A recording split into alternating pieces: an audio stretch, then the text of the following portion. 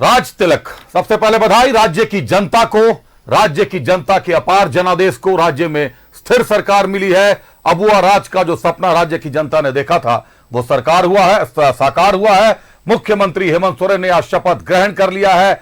14वें मुख्यमंत्री राज्य के और चौथी बार खुद मुख्यमंत्री बने हैं सीएम हेमंत सोरेन। बड़ा सपना था।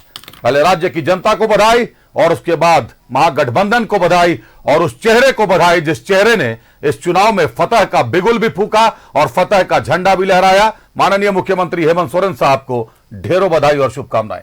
फिर एक बार हेमंत सोरेन की सरकार, पहले रिपोर्ट देखिए, चर्चा करेंगे अपने सहयोगियों के साथ भी, अतिथियों के साथ भी। हेमंत सोरेन सत्यनिष्ठा से प्रतिज्ञान करता हूं। झारखंड में फिर अबुआ सरकार, 14वें मुख्यमंत्री बने हेमंत सोरेन, चौथी बार ली सीएम पद की शपथ। मैं भारत की प्रभुता एवं अखंडता अक्षुण्ण रखूंगा। झारखंड में एक बार फिर अबुआ सरकार बन गई है। नई सरकार की ताजपोशी हो गई है। विधानसभा चुनाव में प्रचंड जीत के बाद हेमंत सोरेन ने चौथी बार राज्य के मुख्यमंत्री पद की शपथ ली। मैं हेमंत सोरेन सत्यनिष्ठा से प्रतिज्ञान करता हूं कि मैं भारत की प्रभुता एवं अखंडता अक्षुण्ण रखूंगा। चौथी बार सीएम पद की शपथ लेने के साथ ही हेमंत सोरेन ने इतिहास रच दिया। झारखंड के इतिहास में हेमंत सोरेन के नाम न सिर्फ 4 बार मुख्यमंत्री बनने का रिकॉर्ड दर्ज हो गया, बल्कि लगातार दूसरी बार सरकार बनाने का रिकॉर्ड भी हेमंत सोरेन के नाम दर्ज हो गया है। अब तक झारखंड के इतिहास में कोई भी सरकार दोबारा नहीं बनी थी। चौथी बार हेमंत सोरेन ने जब मुख्यमंत्री पद की शपथ ली तो उस ऐतिहासिक पल के गवाह भारत के कई हस्तियां बनी। यही नहीं, हजारों झारखंड वासी भी इस ऐतिहासिक क्षण के भागीदार बने। रांची के ऐतिहासिक मोरहाबादी मैदान में भव्य शपथ ग्रहण समारोह में इंडिया ब्लॉक का शक्ति प्रदर्शन भी नजर आया।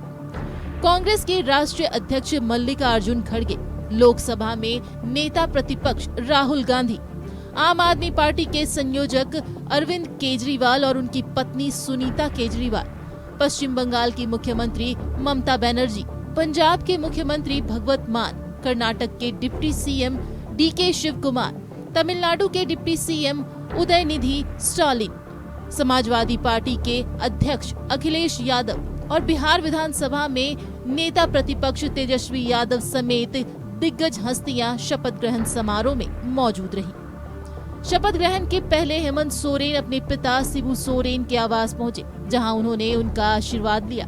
इसके साथ वे शपथ ग्रहण समारोह में पहुंचे। शपथ ग्रहण समारोह में हेमंत सोरेन के पिता शिबू सोरेन, माता रूपी सोरेन और पत्नी कल्पना सोरेन भी मौजूद रही।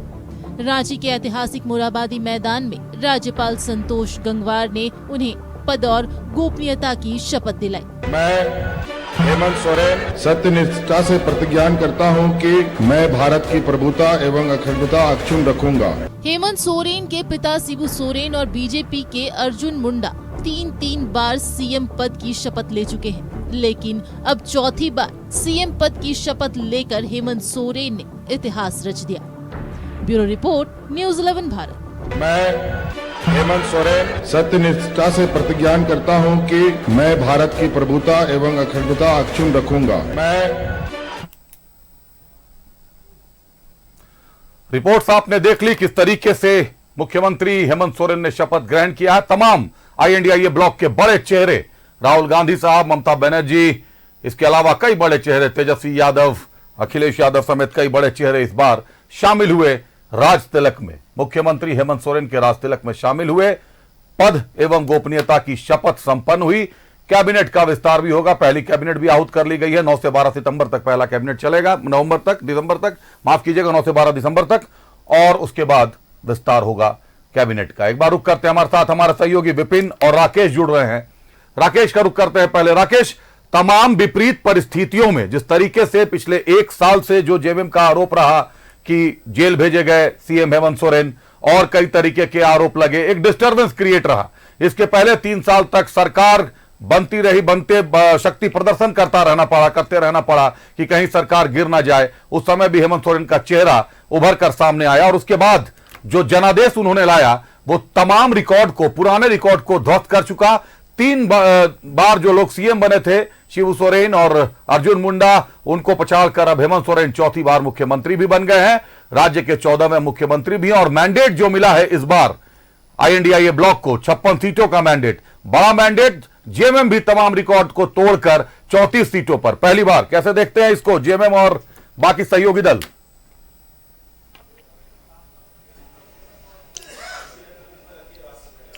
हाँ बिल्कुल, देखिए साफ तौर पर एक बड़ा मैंडेट मिला है और जब मैंडेट आपको बड़ा मिलता है अभिषेक, तो जनता की उम्मीदें भी आपसे बड़ी हो जाती है। तो इस बार भी जनता की उम्मीदें मौजूदा हेमंत सोरेन की अगुवाई वाली जो गठबंधन की सरकार है उससे उम्मीदें बड़ी है। और आज पहली जो कैबिनेट की बैठक हुई उसमें हेमंत सोरेन ने बहुत सारी चीजों को स्पष्ट भी कर दिया। उन्होंने साफ कहा कि जो जनता का कमिटमेंट है और जिस कमिटमेंट के साथ वो लोग सत्ता में आए हैं, एक एक कर वो कमिटमेंट को पूरा किया जाएगा। खासतौर पर जो मैया सम्मान योजना को लेकर जो दिसंबर से बढ़े राशि की बात कही गई थी, तो उस दिशा में मुख्यमंत्री ने साफ कह दिया कि दिसंबर से बढ़ा हुआ पैसा जो है वो खाते में जाना शुरू हो जाएगा। तो ये एक बड़ा कमिटमेंट था, उस दिशा में सरकार ने अपने कदम बढ़ा दिए। दूसरा, जो रोजगार को लेकर लगातार सवाल पूर्ववर्ती सरकार को लेकर उठते रहे, उस दिशा में भी मुख्यमंत्री ने साफ कहा है कि रिक्त पदों पर जल्द बहाली की बात कही है, उसे जल्द भरने की बात कही है। एक जो केंद्र से लगातार उनकी लड़ाई रही, खासतौर पर जीएसटी के बकाये को लेकर हो या फिर रॉयल्टी के बकाये को लेकर हो, जो राशि है राज्य सरकार का केंद्र के समक्ष लगभग 1,36,000 करोड़ की बात राज्य सरकार की तरफ से कही जाती रही है। तो उसको लेकर मुख्यमंत्री ने साफ संकेत दे दिए हैं कि अब कानूनी लड़ाई के तहत इस राशि को लिया जाएगा और उसको लेकर भी सरकार ने अपने कदम जो है वो बढ़ा दिए हैं और संकेत भी एक तरीके से साफ कर दिया है। असम में जो टी ट्राइब्स है झारखंड के, उनको लेकर भी मुख्यमंत्री ने लड़ाई लड़ने की बात कही है, उनको न्याय दिलाने की बात कही है और इसको लेकर सरकार का एक डेलीगेशन असम जाएगा और वहां की वस्तु स्थिति से अवगत होकर अपनी एक रिपोर्ट सरकार को देगा। तो पहली कैबिनेट में ही कई सारी चीजों को मुख्यमंत्री ने स्पष्ट कर दिया है। जाहिर तौर पर मैंडेट बड़ा है तो उम्मीदें भी बड़ी होंगी अभिषेक, और अब उम्मीदों पर चलने की तैयारी है, जिसकी शुरुआत आज पहली कैबिनेट की बैठक से आप कह सकते हैं मुख्यमंत्री ने कर दी है अभिषेक। बिल्कुल राकेश, राज तिलक के साथ ही तमाम जिम्मेदारियों और दायित्व भी मिल जाते हैं। अगर ताजपोशी हुई है तो उस ताज के साथ जो दायित्व होते हैं वो साथ में आते हैं और उनको निभाना एक बहुत बड़ी चुनौती है, क्योंकि जनता की बहुत सारी उम्मीदें हैं इस बार की सरकार से। और जो प्रखर जनादेश दिया है, प्रचंड जनादेश दिया है, उस जनादेश के बाद दायित्व तो सरकार का और ज्यादा बढ़ जाता है। एक बार बने रहिएगा राकेश, हमारे साथ विपिन भी जुड़े हुए हैं हमारे साथ। विपिन, आईएनडीआईए ब्लॉक के तमाम बड़े दिग्गज, बड़े चेहरे आज यहां मौजूद थे झारखंड की धरती पर। ऐतिहासिक दिन रहा आज का। एक तरीके से कहें तो गठबंधन ने अपनी मजबूती और सरकार ने, हेमंत सोरेन के चेहरे ने वो मजबूती पहले ही गठबंधन को दिखा दी है कि 56 सीटों का मैंडेट बहुत बड़ा इशारा कर रहा है विपिन राज्य के लिए। देखिए, झारखंड की राजनीति में हेमंत सोरेन एक बड़ा चेहरा बनकर एक बार फिर से उभरे हैं। अगर बात उनके पिछले सरकार के कार्यकाल की करें तो हर बार उन्होंने ऐसे ऐसे मास्टर स्ट्रोक लगाए कि उनके विरोधी चारों खाने चित हुए। उन 5 महीने को अगर छोड़ दे, जब हेमंत सोरेन को कुर्सी छोड़नी पड़ी थी, तो उससे पहले का ये दिन अगर याद करें, चाहे वो जब बात हुई थी कि अगर विपरीत परिस्थितियां बनती हैं तो कैसे उसको टैकल करना है, तो इसी बीते साल के 31 दिसंबर को गांडे रिक्त करा लिया गया। फिर चंपई सोरेन को मुख्यमंत्री बनाया गया और वापसी के बाद हेमंत सोरेन ने फिर से कुर्सी संभाली, या फिर उससे पहले चाहे वो लिफाफा प्रकरण रहा हो या कोविड काल हो, हर समय हेमंत सोरेन ने खुद को प्रूफ किया। और इस प्रूफ का इम्तिहान जब 2024 के विधानसभा चुनाव में जनता के सामने हुआ, तो जनता ने ऐसा बहुमत दिया जो कि 24 साल के झारखंड के इतिहास में कभी नहीं हुआ था। कभी कोई सरकार रिपीट नहीं हुई थी, कभी किसी गठबंधन ने 50 से ज्यादा सीटें जीती थी। वो सब चीजें हुई। 56 सीटों के साथ इंडिया अलायंस ने एक तरफा जीत यहां पर हासिल की, बीजेपी को चारों खाने चित किया इस चुनाव में। और आज अबुआ सरकार की शुरुआत हेमंत सोरेन की अगुवाई में हुई है। राज्य के 14वें मुख्यमंत्री और व्यक्तिगत तौर पर चौथी बार झारखंड की कमान आज हेमंत सोरेन ने संभाल ली है और कमान संभालते ही एक्शन में भी नजर आ रहे हैं मुख्यमंत्री।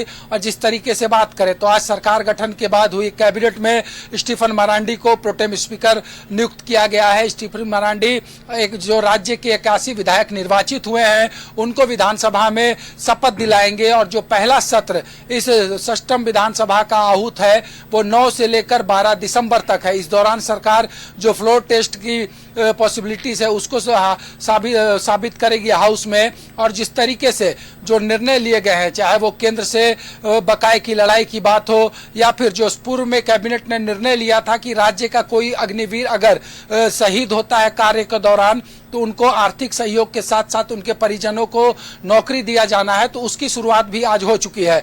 जिस तरीके से बात करें तो निर्णय जो लेने हैं सरकार को और जो स्पष्ट संकेत दिए हैं, चाहे वो रोजगार को लेकर कि रोजगार कैलेंडर सरकार इसी वर्ष के अंत तक बनाएगी और नए साल में नए रोजगार कैलेंडर के साथ जो भी रिक्त पड़े सरकारी पद हैं उनको भरा जाएगा।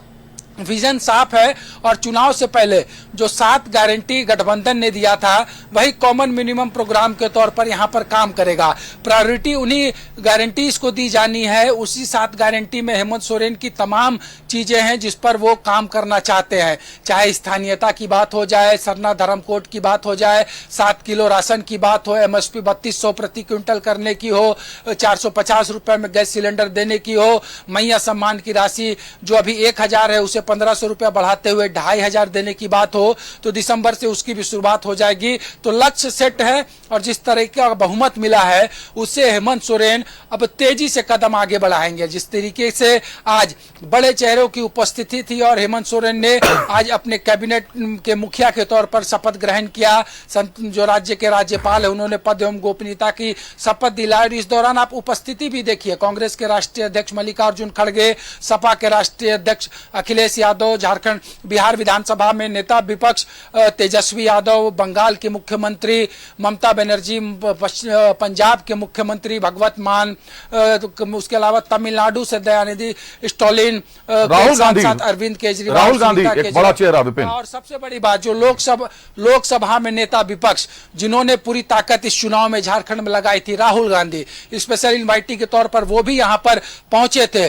तो चीजें तय है, मौजूदगी ने साबित कर दिया है कि हेमंत सोरेन को फ्री हैंड होगा झारखंड में किए गए वादों को पूरा करने के लिए। तो इसी आधार पर आज से शुरुआत हुई है और हेमंत सोरेन ने भी जो आज मीडिया को ब्रीफ किया है कैबिनेट की बैठक के बाद, उन्होंने कहा है कि लक्ष्य हमने निर्धारित किया है और कदम लक्ष्य को हासिल करने की ओर बढ़ेंगे, क्योंकि जो जनादेश मिला है, जो बड़ा प्रचंड जीत हासिल इंडिया गठबंधन को हुआ है, वो चुनौतियां भी सामने बहुत बड़ी होंगी, क्योंकि जब जीत बड़ा होता है तो सामने का लक्ष्य अगर बड़ा ना हो तो फिर मजा नहीं आएगा। फिर उसी तर्ज पर हेमंत सोरेन की अगुवाई में आज से झारखंड की 14वीं सरकार ने काम करना शुरू कर दिया है। जीत बड़ी है तो निश्चित तौर पर चुनौतियां भी बड़ी होंगी, दायित्व भी बड़े होंगे। विपिन, एक आखिरी सवाल छोटे में जवाब दे दीजिएगा। मुखिया ने शपथ ले ली है, आज राज तिलक हो चुका है मुख्यमंत्री हेमंत सोरेन का, बहुत जल्दी कैबिनेट गठित कर देंगे फ्लोर टेस्ट के बाद। क्या नाम आ रहा है कांग्रेस से? वो कौन से चेहरे हैं जो इस बार सामने आ सकते हैं, जिनको कमान सौंपी जा सकती है? विपिन जी देखिए, प्रमंडलीय इक्वेशन पे कैबिनेट का गठन होगा या जातीय समीकरण पर होगा, इस पर होमवर्क अब शुरू हुआ है। किसको मंत्रिमंडल में जगह मिलेगा, ये कांग्रेस अपने कोटे से 4 मंत्रियों का नाम जल्द तय कर हेमंत सोरेन को दे देंगे। हेमंत सोरेन खुद अपने दल के कार्यकारी अध्यक्ष है, तो वो भी गुरुजी से मंतव्य लेकर अपने दल के प्रतिनिधि जो नुमाइंदे उनके कैबिनेट में होंगे और राजद जिनका की एक हिस्सेदार इस कैबिनेट में होगा उसको भी नाम तय करना है। तो ये चीजें भी इन तमाम पहलुओं पर भी होमवर्क किया जा चुका है और बहुत जल्द, क्योंकि आज एक खास मैसेज देना था, इसलिए सिंगल आज जो है वो ओथ लिया है हेमंत सोरेन ने। बहुत जल्द जो बचे हुए 11 मंत्रियों का हिस्सा है उनके कैबिनेट का, उसको भी भर लिया जाएगा। बहुत जल्द 11 मंत्रियों का जो हिस्सा है उसको भी भर लिया जाएगा। बहुत धन्यवाद विपिन, आपका बहुत धन्यवाद। राकेश, आपका हमसे जुड़ने के लिए, तमाम जानकारियों के लिए, जो बातें आप लोगों ने बताई, बहुत धन्यवाद आपका।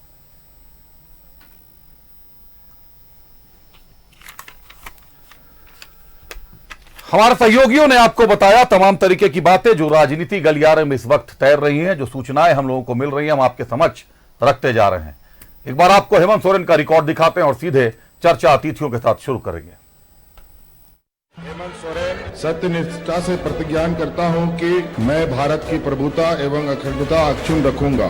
झारखंड में नई सरकार की ताजपोशी हो गई है। रांची के ऐतिहासिक मुराबादी मैदान में हेमंत सोरेन ने सीएम पद की शपथ लेकर इतिहास रचा। हेमंत सोरेन ने झारखंड के इतिहास में चौथी बार मुख्यमंत्री बनने का रिकॉर्ड दर्ज किया। वहीं लगातार दूसरी बार सरकार बनाने का कीर्तिमान भी अपने नाम किया। चौथी बार सीएम पद की शपथ लेकर हेमंत सोरेन ने रचा इतिहास। 13 जुलाई 2013 को पहली बार हेमंत सोरेन बने थे मुख्यमंत्री। 29 दिसंबर 2019 को दूसरी बार सीएम बने थे हेमंत सोरेन। 4 जुलाई 2024 को तीसरी बार सीएम पद की ली थी शपथ। 28 नवंबर 2024 को चौथी बार सीएम बनने का बनाया रिकॉर्ड। हेमंत सोरेन न सिर्फ चौथी बार सीएम बने हैं, बल्कि वे एक बार झारखंड के उप मुख्यमंत्री भी रहे। अर्जुन मुंडा सरकार में सितंबर 2010 से जनवरी 2013 तक हेमंत सोरेन राज्य के डिप्टी सीएम रहे, जिसके बाद कांग्रेस और आरजेडी के समर्थन से पहली बार झारखंड के मुख्यमंत्री बने। 2014 में जब राज्य में रघुवर दास की सरकार बनी, तब हेमंत सोरेन ने झारखंड विधानसभा में नेता प्रतिपक्ष की जिम्मेदारी निभाई। लेकिन 2019 में हेमंत सोरेन दूसरी बार मुख्यमंत्री बने और अब प्रचंड जनादेश के साथ राज्य में चौथी बार सीएम पद की शपथ ली। हेमंत सोरेन को राजनीति विरासत में मिली है। उनके पिता शिबू सोरेन 3 बार झारखंड के मुख्यमंत्री रहे।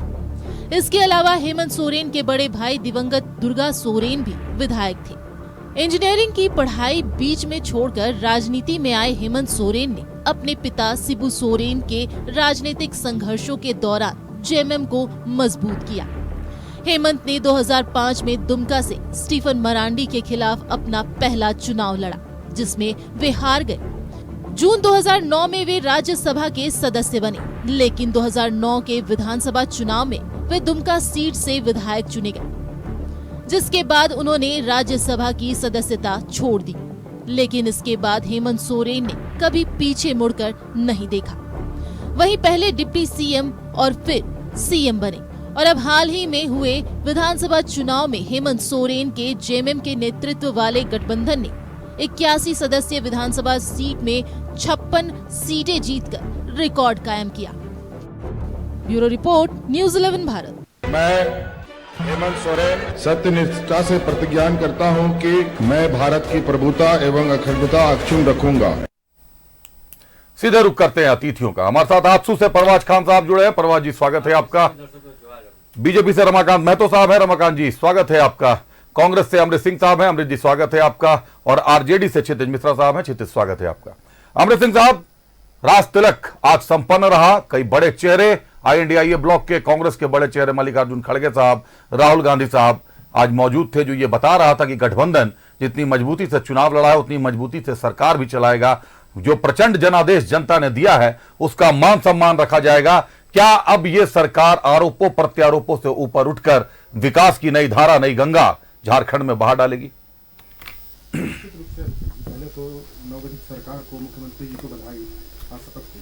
दूसरी बात जो आपने सवाल उठाया, देखिए आरोप प्रत्यारोप हमारे तरफ से कभी नहीं। हमारे तरफ से प्रयास हुआ कि हम जनता के बीच जाएं, जनता के जो सवाल है, जनता के जो मुद्दे हैं उसे हल करने का हम प्रयास करें।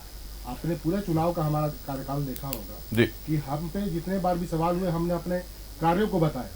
हमने किसी प्रकार का आरोप नहीं लगाया। हम हर बार गए कि भाई जब भी आया, घुसपैठ का मामला आया, भ्रष्टाचार का मामला आया, हर बार हमने कहा कि हमने जो किसानों के लिए काम किया है, महिलाओं के लिए काम किया है, युवाओं के लिए काम किया है, हमारे काम को देखा जाए। और जनता ने हमारे काम को देखा। आरोप लगाने का काम विपक्ष का था। विपक्ष पूरे चुनाव के, जो लोकसभा चुनाव है, लोकसभा चुनाव से जो उनका आरोप का सिलसिला शुरू हुआ, वो विधानसभा चुनाव के परिणाम के बाद तक आज तक वो आरोप की प्रक्रिया में ही लगे हुए हैं। अब है कि अगर झारखंड का विकास चाहती है विपक्ष तो सत्ता का समर्थन करे। जो बुनियादी सवाल है, अगर लगता है कि सत्ता किसी तरह से अनदेखी कर रही है जन मुद्दों को, उन मुद्दों पर वह त्वरित रूप में मुख्य रूप से वो सक्रिय हो, वो सुझाव हमें प्रदान करें, तो लोकतंत्र के लिए और झारखंड की जनता के लिए वो बेहतर होगा। मतलब एक आदर्श विपक्ष की भूमिका में पूरा एनडीए उतरे, ये उम्मीदें लगा रहे हैं आईएनडीआईए ब्लॉक के लोग। रमाकांत महतो साहब भी हमारे साथ। रमाकांत साहब, ये इस चुनाव में नजर आया कि आरोपों प्रत्यारोपों में जो प्रदेश स्तर के नेता रहे वो कहीं ना कहीं आरोप प्रत्यारोप में उलझे रहे। जो राष्ट्रीय स्तर के एनडीए के नेता है उनका मुद्दा राष्ट्रीय स्तर का जरूर रहा, घुसपैठ का मुद्दा हो, भ्रष्टाचार के मुद्दे पर लगातार प्रहार हो रहा है। ये मुद्दे स्थानीय नहीं हो पाए, स्थानीय लोगों तक ये मुद्दे पहुंच नहीं पाए किसी कारण से, जिसका परिणाम निकला कि प्रचंड जनादेश बिल्कुल विपरीत चला गया। नहीं, चलिए सबसे पहले तो आज माननीय मुख्यमंत्री जी ने शपथ ली है और शपथ में उन्होंने ये शुरुआत की कि सत्य और निष्ठा। एक मिनट आपको रोकना चाहूंगा रमाकांत साहब, आज 2 बड़े तबादले हुए हैं। रांची के डीसी मंजूनाथ भजंत्री तो बना ही दिए गए थे, अभी अभी हमने आपको बताया अविनाश कुमार साहब को भी अपर मुख्य सचिव बनाया गया था। अभी एक और बड़ी खबर आ गई है, तेज तर्रार पुलिस पदाधिकारी अनुराग गुप्ता को झारखंड का डीजीपी बनाया गया है। अनुराग गुप्ता साहब झारखंड के नए डीजीपी हैं। अजय कुमार सिंह को एक बार फिर से पुलिस हाउसिंग का चेयरमैन बनाया गया है। अनुराग गुप्ता साहब को ढेरों शुभकामनाएं। अनुराग गुप्ता को इसके पहले भी अनुराग गुप्ता जी को डीजीपी की जिम्मेदारी सौंपी गई थी, लेकिन जब आचार संहिता लगी उस वक्त विपक्ष ने, एनडीए ने इस बात का विरोध किया और उसके बाद उन्हें हटाया गया था। आज एक बार फिर से अनुराग गुप्ता झारखंड के डीजीपी बनाए गए हैं और देवघर एसपी के तौर पर एक बार फिर से अजीत पीटर डुंगडुंग को स्थापित कर दिया गया है। उनका तबादला देवघर एसपी के तौर पर कर दिया गया है। अजीत पीटर डुंगडुंग देवघर एसपी के रूप में स्थानांतरित किए गए हैं। रमाकांत जी, बात पूरी करें आप अपनी। नहीं, आपने बीच में सही बात कही। ट्रांसफर पोस्टिंग तो प्रारंभ से इस प्रकार की स्थितियां बनी हुई थी। मैं सबसे पहले तो माननीय मुख्यमंत्री जी को बधाई देता हूं और उन्होंने प्रतिज्ञान की है कि सत्य और निष्ठा के साथ में राज्य के बहुआयामी विकास में अपनी भूमिका अदा करेंगे। जी। भारतीय जनता पार्टी हेमंत सोरेन जी की सरकार को शुभकामनाएं प्रेषित करती है, बधाई देती है। अब यहीं से शुरू करते हैं। सबसे पहले कांग्रेस पार्टी के प्रवक्ता ने, अमृत जी ने कही जो बातें कही कि भाई विपक्ष का काम है आरोप लगाना। देखिए, आरोप लगाते हैं हम तो तथ्य के आधार पे लगाते हैं। आपको चाहते तो नहीं थे कि विपक्ष हो विधानसभा में, यही कारण था कि लंबे अरसे तक आपने एक विधानसभा विपक्ष के नेता के रूप में माननीय बाबूलाल जी को आपने मान्यता ही नहीं दी। विधानसभा स्पीकर महोदय के कोर्ट पे वो विचाराधीन ही मामला पड़ा रहा, लेकिन आपने नहीं चाहा कि वह संवैधानिक पद भरा जाए। बाद में भारतीय जनता पार्टी ने उस कोटे को ठीक कर दिया और उसके बाद भी आपने विपक्ष के साथ किस तरीके का व्यवहार किया था, अतीत को जरा याद किया जाना चाहिए। चलिए, ये बातें हो गई इतनी। जहां तक सरकार के विकास के मामले को लेकर के है, पहले भी भारतीय जनता पार्टी विकास के बुनियादी विषयों को लेकर के, चाहे वो यहाँ पे स्थानीय नीति, नियोजन नीति या अन्य कोई जो जनता से जुड़े हुए मामले हों, भारतीय जनता पार्टी हमेशा सरकार के साथ रही। सरना कोड को लेकर के भी भारतीय जनता पार्टी साथ रही, ओबीसी रिजर्वेशन को लेकर भी भारतीय जनता पार्टी साथ रही। ऐसी बात नहीं है कि कहीं ऐसा विषय हो जो बुनियादी सवाल हो और एनडीए साथ में विधानसभा में खड़ी नहीं हो, ऐसी कहीं भी नहीं ऐसी स्थिति पैदा हुई है। ये भारतीय जनता पार्टी का इतिहास रहा है, चाहे केंद्र में हो चाहे राज्य में हो। अब सरकार को यह तय करना है कि इन्होंने जो वादे किए हैं, ये वादे किस तरीके से कर रहे हैं और आज चल रहे हैं। जिस तरीके से छवि रंजन ने राजधानी की छवि खराब कर दी, झारखंड की छवि खराब करती उस अधिकारी ने, उसी तरह से जब चुनाव आयोग ने भजंत्री साहब के ऊपर कई सारे आरोप लगे और उस पर के बावजूद भी 1 घंटे भी नहीं होते हैं और वैसे ही विवादास्पद अधिकारियों को ला करके आप राजधानी जैसे जिलों में आके खड़ा कर देते हैं। यह स्थिति है। भाई, जो भी अधिकारी हैं वो भी तो आईपीएस हैं, आईएएस हैं, सभी चलाने में सक्षम हैं। क्या वे अधिकारी चलाने में सक्षम नहीं थे क्या? या कौन सा रास्ता सरकार तय करती है कि कमिटमेंट, कौन सा प्रतिबद्धता रहता है कि जो अधिकारी को हम दिए हैं उनका पूरा हो जाना चाहिए, समय पूरा होना चाहिए। और जब विवाद वाले जो अधिकारी रहते हैं, देवघर में जमीन विवाद में फंसे, कई सारे विवादों के घेरे में रहे भजंत्री साहब, अब उसी को ला करके फिर से आप खड़े कर देते हैं। यह उद्योग का रास्ता इस सरकार की हमेशा से हेमंत सोरेन सरकार की रही है। जो बुनियादी विषय आते हैं इसमें कह रहे कि अबुआ दिसुम अबुआ राज की भगवान बिरसा मुंडा के सपने थे, तो अबुआ दिसो बबुआ राज की जो सपने हैं, अब मैं चाहता हूं कि यहाँ पे खतियानी आधार पे जो आप कह रहे थे कि 1932 आधार पे हम नियोजन और स्थानीय नीति निर्धारित करेंगे, दम है इस सरकार में, तो ये 6 और 9 दिसंबर के बीच में जो विधानसभा का पहली सत्र आयोजित की जा रही है षष्ठम सत्र के रूप में, उसमें पारित करा के दिखाइए और करें उसको। और यहाँ पे उस आधार पे जो 2,87,000 पद भरे पड़े हैं उसको भरने का काम करना चाहिए। और पहला अधिसूचना यदि जारी करना था इस सरकार को, तो जहां सीटें खाली पड़ी हुई है, रिक्त पड़े हुए हैं पद, जेपीएससी के पद चेयरमैन का पद खाली पड़ा है, रिक्त पड़ा हुआ है, जेएसएससी के चेयरमैन का पद रिक्त पड़ा है, जहां पे युवाओं को सपने आपने चूर चूर किया था वो सपने वहां पे पूरे करने हैं, वहां पे आपने अधिसूचना जारी नहीं की। आपने उन भ्रष्ट अधिकारियों के बारे में चिंता किया जो झारखंड को बर्बादी के लाइन पे हमेशा खड़ा कर। कैसे कर सकते हैं? अरे चुनाव आयोग ने लोगों को चिन्हित किया, बीजेपी ने शिकायत की थी, बीजेपी ने शिकायत बीजेपी की शिकायत तो चुनाव आयोग तो एक संवैधानिक संस्था है, तो कहीं न कहीं शिकायत में दम थी, कभी ना किया। क्या उन्होंने बराबर का नजरिया रखा कि अगर एक पक्ष को शिकायत है तो हम इस अधिकारी को हटा लेते हैं। ऐसी बातें नहीं है कि भारतीय जनता पार्टी ने किसी पर शिकायत की और बिना प्रमाणित हो जाए किसी अधिकारी के उन अधिकारियों पर चुनाव आयोग ने कार्रवाई कर दे, यह संभव नहीं है। आप हो रमाकांत जी या जेएमएम हो या कांग्रेस हो, कोई भी दल हो, कोई भी अधिकारी को आप भ्रष्ट तब कह सकते हैं जब आरोप प्रमाणित हो जाए। आप ऑन एयर ऐसे भ्रष्ट नहीं कर सकते, आप आरोप लगे बोल रहा हूं मैं ना, आरोप लग सकते हैं। हाँ, आरोप लग रहे हैं तो फिर राजधानी जैसे जगह पे अब छवि रंजन को लाके खड़ा कर दिए थे आप उस समय, पूरे झारखंड में पूरे देश में छवि रंजन और पूजा सिंघल जी क्या रघुवर दास के कार्यकाल में पदों पर नहीं रही हैं? रहे तो कार्रवाई हो रही है ना उस पे। उनके कार्यकाल में कार्रवाई हुई? नहीं हुई, उस समय आरोप नहीं आया था। तबादलों को लेकर जो बातें थी उस पर हमारे साथ हमारे सहयोगी शाहनवाज जुड़ चुके हैं। शाहनवाज, पहली कैबिनेट की बैठक और बड़े पदों पर अगर बात करें, अविनाश कुमार साहब को अपर मुख्य सचिव बनाया गया, उसके तुरंत बाद अनुराग गुप्ता साहब को झारखंड का डीजीपी बनाया गया है, रांची के डीसी भी बदले गए हैं, रांची का डीसी भी मंजूनाथ भजंत्री को बनाया गया, जो आचार संहिता के दौरान चुनाव आयोग का निर्णय था। राज्य सरकार ने सत्ता में आते के साथ ही सबसे पहले उस फेरबदल को बदलकर स्थापित कर दिया। देवघर के एसपी अजीत पीटक डुंडुक बनाए गए हैं। शाहनवाज,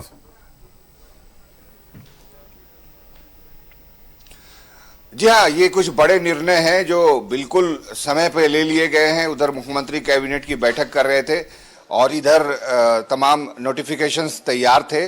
सबसे पहला नोटिफिकेशन रांची डीसी के बारे में आया, मंजूनाथ भजंत्री फिर से रांची डीसी बनाए गए और वरुण रंजन को जूट को भेज दिया गया। उसके बाद अविनाश कुमार का डिसीजन आया, जो पहले भी मुख्यमंत्री के सचिव हुआ करते थे मुख्यमंत्री सचिवालय में, अब वो ही एक बार फिर से उनका कामकाज देखेंगे। इसके अलावा और जो एक बड़ा डिसीजन आया है कि अनुराग गुप्ता को फिर से वापस प्रभारी डीजीपी बना दिया गया है और अजय कुमार सिंह को पुलिस हाउसिंग कॉर्पोरेशन का प्रबंध निदेशक। देवघर के एसपी को भी हटाया था चुनाव आयोग ने, तो अजीत पीटर डुंडुक को फिर से वापस देवघर एसपी बना दिया गया है। ये साफ संकेत है कि मुख्यमंत्री के साथ जो लोग चल रहे थे चुनाव के पहले, जिन्होंने उनके लिए काम किया था, उन पर उन्होंने पूरा भरोसा जताया है और उन्हीं को साथ में लेकर के आगे 5 साल की जो रणनीति उन्होंने बनाई है वो काम करेगी। उधर कैबिनेट की बैठक हुई, उसमें जो चीज निर्णय में आए हैं वो तो हमारे सहयोगियों ने आपको बता ही दिया होगा। उसमें सबसे प्रमुख ये है कि विशेष सत्र आहूत किया जा रहा है 9 से 12 दिसंबर और उसको प्रोटेम स्पीकर स्टीफन मरांडी साहब संचालित करेंगे। उससे पहले मैं एक बात और जोड़ना चाहूंगा। हम लोगों ने सवाल मुख्यमंत्री जी से पूछा कि कैबिनेट का विस्तार कब होगा, कब मंत्रिमंडल के अन्य सदस्य शपथ लेंगे। उन्होंने कहा कि 2-3 दिन के अंदर हो जाएगा, बहुत जल्द हो जाएगा। इसका मतलब ये हुआ कि शपथ विश्वास मत प्राप्त करने के बाद की बातें में हम लोग कह रहे थे कि उनको बाद में मंत्रियों को चुना जाएगा, मंत्रियों को शपथ दिलाई जाएगी। नहीं, उससे पहले होगा ये कार्यक्रम और आगे 2-3 दिनों में ये कार्यक्रम हो सकता है। अब हम वापस लौटते हैं कैबिनेट के डिसीजंस पर। 1,36,000 करोड़ रुपए को केंद्र से वापस लाने पर भी काम शुरू किया जाएगा मुख्यमंत्री के स्तर से। उन्होंने कहा कि मैया सम्मान योजना के लिए 2,500 रुपए जो पिछली कैबिनेट ने पास किए हैं वो माह दिसंबर की 15 तारीख से पहले उनको मिल जाए, उसके लिए कवायद शुरू की जाएगी। इसके अलावा राज्य की आय में बढ़ोतरी के लिए अलग अलग जितने भी एक्सप्लोर किया जा सकेगा, माइंस में टैक्सेशन, खनन क्षेत्र में लागू पुराने करों में वृद्धि की जाएगी, न्यायिक मामलों में लंबित वसूली में तीव्रता लाने हेतु वित्त विभाग में एक विशेष कोषांग का गठन किया जाएगा। इसके अलावा पुलिस नियुक्ति, भविष्य में होने वाली परीक्षा प्रक्रिया की समीक्षा किए जाने का निर्णय लिया गया है। इसके अलावा सभी प्रकार की जो रिक्त पद हैं, चाहे वो जेपीएससी में हो, जेएसएससी में हो, उनके लिए कैलेंडर बनाने का निर्णय लिया गया है। इसके अलावा टी प्लांटर्स जो यहाँ से झारखंड से आसाम में गए हुए हैं, वहां पर वो किस हालत में रह रहे हैं, उनके साथ क्या सलूक हो रहा है या उनको क्या सुविधाएं मिल रही हैं, उसके लिए एक विशेष टीम यहाँ से आसाम भेजी जाएगी। अब इन सब डिसीजंस के बारे में एक नजर से अगर हम देखें तो एक सख्त निर्देश है लोगों के लिए कि हेमंत सरकार ने अपना रोड मैप तय कर लिया है कि विकास की आगे गाड़ी किस तरह से चलाई जाएगी। जी बिल्कुल, हेमंत सरकार ने अपना रोड मैप तय कर लिया है कि विकास की गाड़ी आगे किस तरीके से चली जाएगी। जो प्राइम टारगेट देख रहा हूं 1,36,000 करोड़ राज्य सरकार का जो बकाया है रॉयल्टी का, यह पैसा राज्य सरकार को चाहिए क्योंकि दायित्व भी बहुत है और उनको पूरा करने के लिए फंड की विशेष जरूरत पड़ने वाली है। बहुत धन्यवाद शाहनवाज हमसे जुड़ने के लिए, तमाम बातें करने के लिए। रुके एक बार फिर से अपने अतिथियों का करते हैं। हमारे साथ आरजेडी से क्षितिज मिश्रा जी जुड़े हुए हैं। क्षितिज, निर्वाचन आयोग ने आचार संहिता लगते के साथ जिन अधिकारियों को हटाने की बात कही थी, हटाया गया था जिन अधिकारियों को, एक बार फिर से सीएम की पहली कैबिनेट के साथ ही उन सभी अधिकारियों को वापस लाकर सीएम ने एक चीज तो जता दिया है, मुख्यमंत्री हेमंत सोरेन ने, कि जो लोग साथ थे उनको साथ लेकर चल रहे हैं उस कुनबे को, और यही कहीं ना कहीं वो विश्वास है जो इतना प्रचंड जनादेश का कारण बना है। जी बिल्कुल, देखिए उन अधिकारियों पे कोई आरोप नहीं था, चुनाव आयोग ने उनको हटाया था किन्हीं के शिकायत की वजह से। तो इसका मतलब ये नहीं है कि वो आरोपित हैं या हमारे भाई ने कहा कि भ्रष्टाचार में ये है वो है, ये जो बोल रहे थे, इनके पास इसका कोई तथ्य नहीं है। कल हमने इन्हीं के मुंह से सुना आप ही के चैनल पर कि जनता में जो है जो भ्रष्टाचार के पैसे का यूज करके जो वोट हासिल किया, इसका मतलब जनता खराब है, पदाधिकारी खराब हैं, सरकार खराब है। अच्छा है कौन? तो भाजपा सरकार, खाली भाजपा वाला अच्छा है। तो इस प्रकार की बात जब ये लोग करते हैं तो दुख होता है, और एक लाचार, एक बेबस विपक्ष का बू भी इससे आता है, बड़ा दुख होता है। दूसरी बात, हमारे माननीय हेमंत सोरेन जी ने पिछले सरकार में ये बात जनता को ये कैबिनेट में ये पारित किया था कि हम अग्निवीर में जो भी हमारे जो सैनिक हो वीर गति को प्राप्त होंगे तो उनको मुआवजा भी दिया जाएगा, इसके बाद उनको नौकरी भी दिया गया। तो अर्जुन महतो जी के जो उनके जो वो हैं, उनको बलराम महतो जी को आज मुख्यमंत्री जी ने बुला करके उनको 10 लाख का राशि भी दिया और इसके बाद सरकारी नौकरी के लिए उनको बोला भी गया। तो आप आज आपके चैनल पे मैं निवेदन करूंगा कि इस चीज के लिए माननीय हमारे बीजेपी के भाई मुख्यमंत्री जी को बधाई दे और माननीय प्रधानमंत्री जी से यह निवेदन करे कि माननीय प्रधानमंत्री जी आप अग्निवीरों को पूर्ण सैनिक का दर्जा दें। दूसरी चीज, हमारे माननीय मुख्यमंत्री जी ने यह बात को कही कि 2500 रुपया कर दिया गया मैया सम्मान योजना का। मैं एक और निवेदन करूंगा कि राज्य में इन्होंने वादा किया था कि हम गोगो दीदी योजना के तहत 2100 रुपया देंगे। यह भी निवेदन कर दे कि माननीय प्रधानमंत्री जी देश के मैयाओं को, देश की बहनों को, देश की हमारी बेटियों को 2100 रुपया दे दे। 2 निवेदन आज कर दे तो मैं मान जाऊंगा कि ये लोग भी हमारे लिए और देश के हित में सोचते हैं। 2 निवेदन कह रहे हैं आरजेडी से क्षितिज साहब की, 2 निवेदन कर दे। एक 2100 रुपया गोगो दीदी योजना देश भर की महिलाओं के लिए घोषित कर दे और अग्निवीर को जो है रेगुलर आर्मी का जो दर्जा होता है, रेगुलर सैनिक का जो दर्जा होता है वो प्रदान करे। परवाज का रुख करते हैं आंसू से। परवाज खान हमारे साथ जुड़े हुए हैं। परवाज, विपक्ष बेबस और लाचार नजर आ रहा है, कह रहे हैं क्षितिज मिश्रा साहब। आईएनडीए ब्लॉक को पूरा का पूरा विपक्ष, एनडीए क्यों इतना विपक्ष बेबस नजर आ रहा है, लाचार नजर आ रहा है? धन्यवाद अभिषेक। सबसे पहले माननीय मुख्यमंत्री जी को आज झारखंड की जनता ने जो जन्मत दिया था, आज वो ईश्वर का शपथ लिए, संविधान का शपथ लिए, मुख्यमंत्री बने, उनके लिए बहुत बहुत बधाई। लेकिन अभिषेक कुछ चीज़ें जैसे रहा कि पिछले पूर्व में भी जिस तरह से सरकार में, जिस तरह से विधायिका, कार्यपालिका और न्यायपालिका में एक समन्वय की स्थिति नहीं था, टकराव था, तो पुनरावृत्ति ना हो उसके लिए करेंगे। आज देखिए आरोप और प्रत्यारोप का दौर का दिन नहीं है। आज सरकार का एक नया चेहरा गठन हुआ है और सरकार को झारखंड के नव निर्माण की तरफ आगे बढ़ना है। जो हमारे माननीय अध्यक्ष श्री सुदेश कुमार महतो जी का भी वही विजन है कि आप जो भी सकारात्मक काम करेंगे उसके लिए हमारा पूर्णतः समर्थन रहेगा। देखिए अभिषेक, देखते देखते आज देखिए 28 तारीख है, आज सरकार ने ओथ लिया, करोड़ों रुपया का खर्च हुआ, चारों तरफ पोस्टर लगे, अलग अलग राज्य से मुख्यमंत्री हो चाहे नेता प्रतिपक्ष हो, सारे लोग का जमावड़ा हुआ, लेकिन कहीं ना कहीं इस सरकार में संशय दिखाई दिया। संशय इसलिए दिखाई दिया कि ये जाहिर सी बात है, मुख्यमंत्री जी का विशेषाधिकार होता है अपने मंत्रिमंडल का विस्तार के लिए। संशय सब इसलिए मैं बोल रहा हूं अभिषेक, क्योंकि आप देखिए कि आप कल का आप निकाल के देखेंगे कांग्रेस प्रभारी जी का उनका बाइट देखेंगे कि वो बोले कि हम लोग बहुत तत्काल रूप से सब चीज कर रहे हैं कि बहुत कम समय में। लेकिन आज संशय अगर रहता, जो इस तरह से पूर्व में इनकी गाठबंधन में जिस तरह से टिकट बंटवारा के लेके स्थिति उत्पन्न हुई थी, वो कहीं ना कहीं दिखाई दिया। पिछला बार जिस तरह से कांग्रेस के विधायकों ने 0 FIR एक दूसरे पे करना स्टार्ट किया था, वो सब चीज दिखा। इसलिए आज दिखाई दिया कि सिर्फ माननीय मुख्यमंत्री ही शपथ लिए, उनके कैबिनेट में कोई मंत्री नहीं लिए। ये संशय को झारखंड के मुख्यमंत्री आज संविधान का शपथ लिए हैं, तो इनको कम से कम अब भय से बाहर निकलना होगा, संशय नहीं रखना होगा, क्योंकि संशय रखेगा तो झारखंड आगे नहीं बढ़ पाएगा। और दूसरी एक बार फिर से दोहरा दे, किस बात का संशय नजर आ रहा है आपको? संशय इसमें देखिए, पिछला बार जो टिकट बंटवारे में जिस तरह से स्थिति उत्पन्न हुई थी इनके गठबंधन के बीच, जाहिर सी बात है सीटों के बंटवारे को लेकर आज जिस तरह से सारे इनके घटक दल के वरिष्ठ नेता सारे पहुंचे हुए थे, लेकिन जितना करोड़ों रुपया खर्च हुआ था, आज कोई भी एक दल का कोई प्रतिनिधित्व मंत्री के नाम पे कोई किसी ने ओथ नहीं लिया, तो ये संशय तो दिखाई दे रहा है। मैं बार बार बोल रहा हूँ मुख्यमंत्री जी का विशेषाधिकार है अपने मंत्रिमंडल में। दूसरी बात अभिषेक, आजसू पार्टी बार बार जिस मुद्दा को उठाया, आज माननीय सुप्रीम कोर्ट ने भी एक आदेश दिया है। उन्होंने कहा है झारखंड सरकार को 4 सप्ताह के अंदर राज्य में सूचना आयुक्तों की नियुक्ति हो, क्योंकि 2020 से ये संस्था निष्क्रिय है।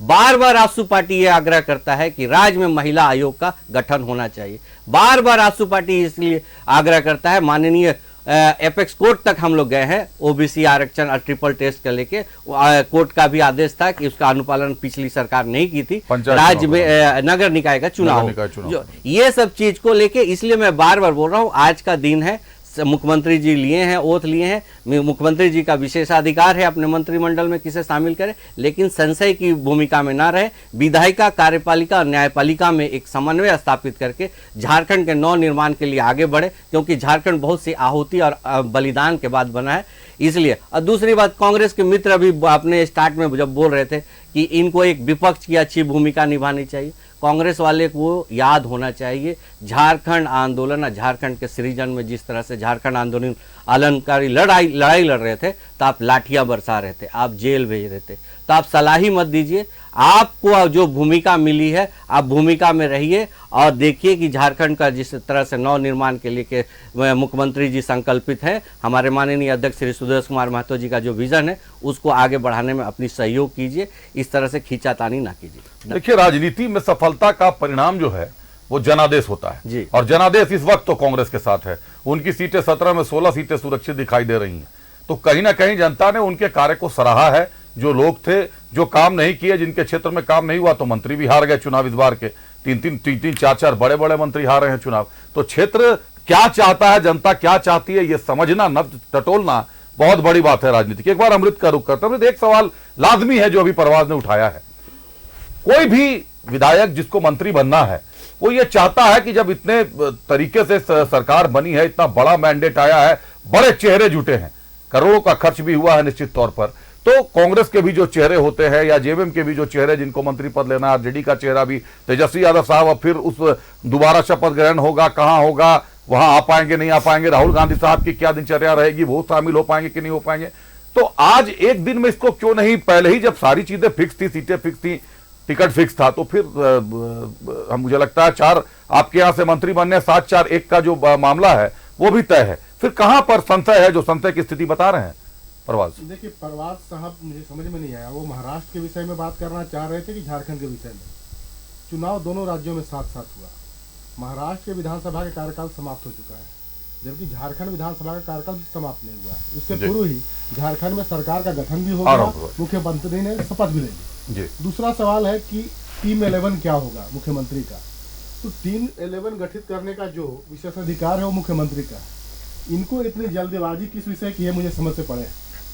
एक तरफ इनका जो गठबंधन है एनडीए, वह महाराष्ट्र में अपना चेहरा भी नहीं तय कर पा रहा है, और हमारे से सवाल पूछा जा रहा है कि आप बताइए आपके मंत्रिमंडल में आग दोनों तरफ बराबर लगी हुई है, मंत्रिमंडल में कौन कौन से लोग हुए? अरे भाई अभी तो हमारा मुखिया चुनकर आया है, मुखिया ने शपथ ले लिया है, आप इंतजार कीजिए।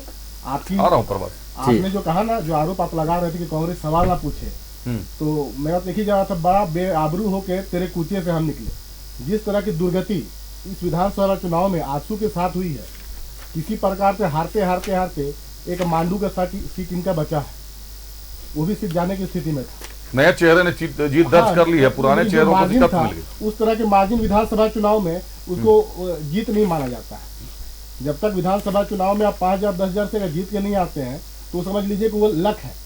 आपको एक लॉटरी आपको लग गई, एक सीट आपके खाते में आ गई। आपका मुखिया, जिसे आप सुप्रीमो के रूप में संबोधित करते थे, झारखंड की जनता ने बता दिया कि लोकतंत्र में सुप्रीमो जनता है, कोई नेता सुप्रीमो नहीं बन सकता। और बार बार ये जो सुप्रीमो नैसर्गिक गठबंधन, झारखंड की जनता ने बता दिया कि अपनी साख बचाइए, अपनी छवि बचाइए। भाजपा के चक्कर में आपकी साख भी चली गई, आपकी छवि भी चली गई और आपकी सीट भी चली गई। तो आने वाले चुनाव में आपके लिए यही नसीहत है, आप हम पे आरोप लगाते रहे, ठीक है, आपके ऊपर है, आप विपक्ष में है, आपको आरोप लगाना चाहिए, लेकिन ये जो कह रहे हैं मंत्रिमंडल तो तय समय पे सही तरीके से हो जाएगा, उसकी चिंता मत। परवाज जवाब दे दे, आप कुछ बोलना चाह रहे थे, लेकिन ये तो तयशुदा रणनीति है। ये उनका कहना है कि आप तो महाराष्ट्र में अपना मुखिया तक नहीं चुन पा रहे और यहाँ आप पूरा कैबिनेट मांग रहे हैं। भाई देखिए, हम क्षेत्रीय दल हैं और हमारा ना सारा फोकस झारखंड में रहता है। आपको अभी अमरीश जी को बता दे, अमरीश जी जिस तरह से बोल रहे थे, अमरीश जी को भी याद नहीं होता। अब ये बोलते हैं ना कि बोलेंगे और करेंगे कुछ और, बोले कि कार्यकाल।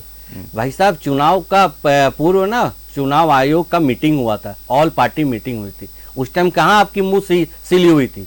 क्यों नहीं बोले थे कि मेरे कार्यकाल को खत्म होने दीजिए, तब आप चुनाव कराइएगा? आपका एक प्रोटेस्ट आया था क्या? नहीं आया था। अभी आप राजनीति कर रहे हैं, आप बता रहे अरे आप राष्ट्रीय पार्टी है साहब, आप विलुप्ति की कगार पे खड़े हुए हैं, आप क्षेत्रीय दल के पीछे पीछे चल रहे, किसी तरह आप अस्तित्व बना रहे। आप हमको बताइएगा, आजसू पार्टी आंदोलन करने वाला पार्टी है, आजसू पार्टी आंदोलन करके राज्य लिया है, लेकिन हमें जो जनता का जनमत मिला है, जिस तरह से आप युवाओं को दिग्भ्रमित किए, वो जिस तरह से आजसू पार्टी के पीछे लगाए, ठीक है, मैंडेट मिला झारखंड की जनता का। हम तो बोले हम लड़ने वाले हैं, हम संघर्ष करने वाले, हम लड़ेंगे, संघर्ष करेंगे, हम किसी के पीठ के पीछे छुप के नहीं चलेंगे राष्ट्रीय पार्टी होने के बाद भी। और आपका जो स्थिति था वो तो देखे कि आपके प्रभारी बोले थे कि रोटेशनल सीएम होगा, आपके मंत्री बोल रहे कि उप मुख्यमंत्री चाहिए। ये सब चीज आप भ्रम की स्थिति पैदा कर रहे हैं, आप कहीं ना कहीं विकास के रास्ते पे रोड़ा अटका रहे हैं और आप बता रहे हैं कि हमें क्या करना चाहिए। अरे हम मुखरता के साथ बात करते हैं, हम झारखंड की अस्मिता के लिए लड़ाई के लिए हैं और लड़ते रहेंगे। चलिए रमाकांत साहब, मुझे एक बात बताइए कि मैंने कल भी यह सवाल शायद आपसे पूछा था, लोकसभा चुनाव में कहीं ना कहीं आईएनडीआईए ब्लॉक के पास पीएम का फेस नहीं रहता, जिसका खामियाजा आईएनडीआईए को पिछले 3 बार से उठाना पड़ रहा है, और आपके पास एक मजबूत चेहरा है नरेंद्र मोदी का, जनता उनको देखकर वोट करती है। सीटें बढ़नी घटनी अलग मुद्दा है। विधानसभा चुनाव में भाजपा के साथ या एनडीए के साथ 2014 के पहले, 19 के पहले ऐसा कभी नहीं हुआ कि चेहरे नहीं रहे। चाहे 19 का चुनाव आप लोगों ने लड़ा या 24 का चुनाव आप लोगों ने लड़ा, मुख्यमंत्री का चेहरा नजर नहीं आ रहा है, जिसका एक बड़ा कारण मानते हैं कि जनता स्वीकार नहीं कर पा रही, और आईएनडीआईए ब्लॉक से गठबंधन ने एक चेहरा तय कर दिया कि हां, हेमंत सोरेन हमारे सीएम होंगे। जनता के बीच एक विश्वास पैदा हो जाता है कि हां, हमारे सीएम यही होने वाले हैं, और आप लोगों के सीएम का चेहरा ही तय नहीं हो पाता। देखिए, आप लगता है भारतीय जनता पार्टी को सही तरीके से आकलन नहीं कर रहे 10-15 वर्षों के बीच में जी। इसलिए कह रहा हूं कि भारतीय जनता पार्टी विशुद्ध रूप से लोकतांत्रिक पार्टी के साथ साथ एक पार्लियामेंट्री बोर्ड होती है शीर्षस्थ में, वही फैसला करती है। उसके बाद फिर हमारे बीच में कई सारे अनुषंगिक संगठन होते हैं हमारे विचारधारा से जुड़े हुए, मिल करके हम फैसला लेते हैं। और इस बार के चुनाव में जैसे आप देख लेंगे, राजस्थान हो, मध्य प्रदेश हो, छत्तीसगढ़ हो या झारखंड हो या बिहार हो, हम माननीय नरेंद्र मोदी जी को ही चेहरा मानते हैं देश का। और मोदी जी के गारंटी के तहत ही भारतीय जनता पार्टी चुनाव लड़ती है। यही तो मैंने भी पूछा जी, यही निर्णय है, पार्टी का स्ट्रेटजी है ये। और ये भारतीय जनता पार्टी का आंतरिक मामला है ये, और इसी के तहत हम चुनाव में जाते हैं। और राजस्थान में भी हमने फतह हासिल किया। आज देखेंगे मध्य प्रदेश में भी, छत्तीसगढ़ में भी ये स्थिति रही। तो हम ये इस आधार पे हमने बंगाल में भी चुनाव लड़ा था, झारखंड में भी हमने कई बार ऐसा चुनाव लड़ा है। 2014 का भी चुनाव हमने ऐसे ही सामूहिक नेतृत्व पे लड़ा था। आपको नहीं लगता सर, झारखंड की जो भौगोलिक राजनीतिक धरातल है झारखंड का, वो राजस्थान, महाराष्ट्र, छत्तीसगढ़ इन सबों से बहुत अलग है? नहीं, स्वाभाविक है, कई चीजों के स्तर बहुत भिन्न है सर। उसी के आधार पे हम लोग देखते हैं चीजों को। छत्तीसगढ़ और झारखंड का मुझे लगता है भौगोलिक स्थिति लगभग समानताएं हैं, दोनों में दिखाई देती हैं काफी हद तक। हाँ, काफी हद तक। तो हमने वहां भी नेतृत्व तय नहीं किए थे, जबकि हमारे इससे पहले जब चुनाव होते थे तो हमने नेतृत्व तय करके लड़ा है चुनाव। दूसरी बात है, इनके कुछ प्रश्न थे राष्ट्रीय जनता दल के प्रवक्ता महोदय का। इन्होंने कहा कि हम 2500 रुपया आप 15 दिसंबर से पहले देंगे। आपके शाहनवाज जी बोल रहे थे यहाँ पे, जो आपके न्यूज 11 के वरिष्ठ पत्रकार थे। इन्होंने कहा कि गोगो दीदी योजना के तहत आप कब देंगे, इसको केंद्रीय स्तर पे किया जाए। भाई आप, ये तो भारतीय जनता पार्टी ने ये घोषणा संकल्प पत्र में कहा था कि भाजपा की यदि सरकार यह एनडीए की बनती है तो हम पहली कैबिनेट में इसको ठीक केंद्रीय स्तर से निवेदन। दूसरी बात है, देखिए ये दे रहे हैं और इनकी तुलना कभी कभी इन लोग महाराष्ट्र के और झारखंड के साथ जोड़ के देखते हैं कि वहां की बहनों को पार्टी ने दिया तो उसका लाभ मिला। तो यहाँ देखिए महाराष्ट्र का निर्माण कब हुआ है, उनका इकोनॉमिकल स्थिति क्या है, वहां का बजट कितना है, और झारखंड का बजट कितना है, इसको देख लेना चाहिए। और अभी आपके शाहनवाज जी कह रहे हैं कई क्षेत्रों में अब बढ़ोतरी वृद्धि करने की बात कर रहे हैं। अब कितना पर बोझ लदेगा झारखंड की जनता पे, ये तो देखना अभी बाकी है। दूसरी बात है, अग्निवीर की भी बात उठाए थे इन्होंने। अरे अग्निवीर पूरा भारतीय राष्ट्रीय सुरक्षा से जुड़ा हुआ विषय है, वो छोटा मोटा विषय नहीं है। वो डिबेट का पार्लियामेंट में ये बात माननीय मोदी जी ने कहा कि ये कुछ अलग विषय है, उस विषय पे हर जगह खुलासा करने की आवश्यकता नहीं है। इन्होंने डंके की दम भर रहे हैं कि अग्निवीर का जो शहीद हुआ उसको हम इतना सुविधा और सरकारी नौकरी देंगे। इनमें दम है क्या? 20 युवा प्रतिभागियों का जो एक्साइज पुलिस में जो जान चली गई, उनके लिए इन्होंने क्या किया? उनके आश्रितों के, उनके घर वाले के लिए इन्होंने नौकरियों की व्यवस्था क्यों नहीं की? उस पे इनको नौकरी कैसे देंगे सर? क्यों नहीं देंगे? जब वो एक प्रतिभा था कि नहीं था, प्रतिभागी जो था एक विशुद्ध रूप से प्रतिभा था वो, और प्रतिभा की जान चली गई, उस मौत का कोई मूल्य नहीं है क्या? नहीं, उस मौत का मूल्य नहीं है क्या? और दूसरी बात, आज सरकार ने शपथ लिया और आज ही के दिन से देखिए किस तरीके से झारखंड के विकास को अवरुद्ध करने का एक ज्ञान के क्षेत्र में, विद्या के क्षेत्र को रोक दिया गया। 4 बजे माननीय मुख्यमंत्री जी शपथ लेने वाले हैं और उसके रात को 12 बजे रात को एक अधिसूचना सरकार की ओर से, जिला शिक्षा पदाधिकारी की ओर से और प्रशासन की ओर से आ जाता है, शासन की ओर से, कि सभी विद्यालय बंद रखे जाएंगे। ये क्या है भाई? आप पढ़ाई को रोक रहे हैं, आप क्या चाहते हैं? बोले इतनी दम नहीं है सरकार में, विधि व्यवस्था में, लॉ एंड ऑर्डर में। आप तो जमीन कब्जा करवा रहे हैं भूमाफियाओं के द्वारा। रांची खत्म हो गई है अभी। अब यही लोग बयान देते थे, बहुत सारी बातें उठेगी, डिबेट में कई सारी बातें उठे। जो लोग हुंकार भरते थे कल दिन, कांग्रेस पार्टी के यहाँ के 1932 के खतियान बात करने वाले, भूमि सुधार ला करके आदिवासियों का उनका हक दिलाए, जमीन दिलाए उनका। और क्या डर है इनको कि जाम हो जाएगी रांची? क्यों रांची जाम हो जा रही है? भूमाफियाओं को अब जमीन बेच रहे हैं, सरकारी जमीन कब्जा करवा रही है सरकार, संपोषित हो रहा है ये सारी चीजें। और ये 5 साल में सबसे ज्यादा हुई है। एक दिन इसका डिबेट करिए, रखिए। आप कोर्ट चले जाइए ना सर, एक आदेश कोर्ट नहीं जाएंगे साहब, हम कहेंगे ना, कोर्ट क्यों जाएंगे? लीजिए, आपके पास धर्म है, आपके पास तथ्य होंगे ना सर, आप बोल रहे हैं तो कुछ तो आपके पास कोर्ट तो जाते ही रहते हैं हम।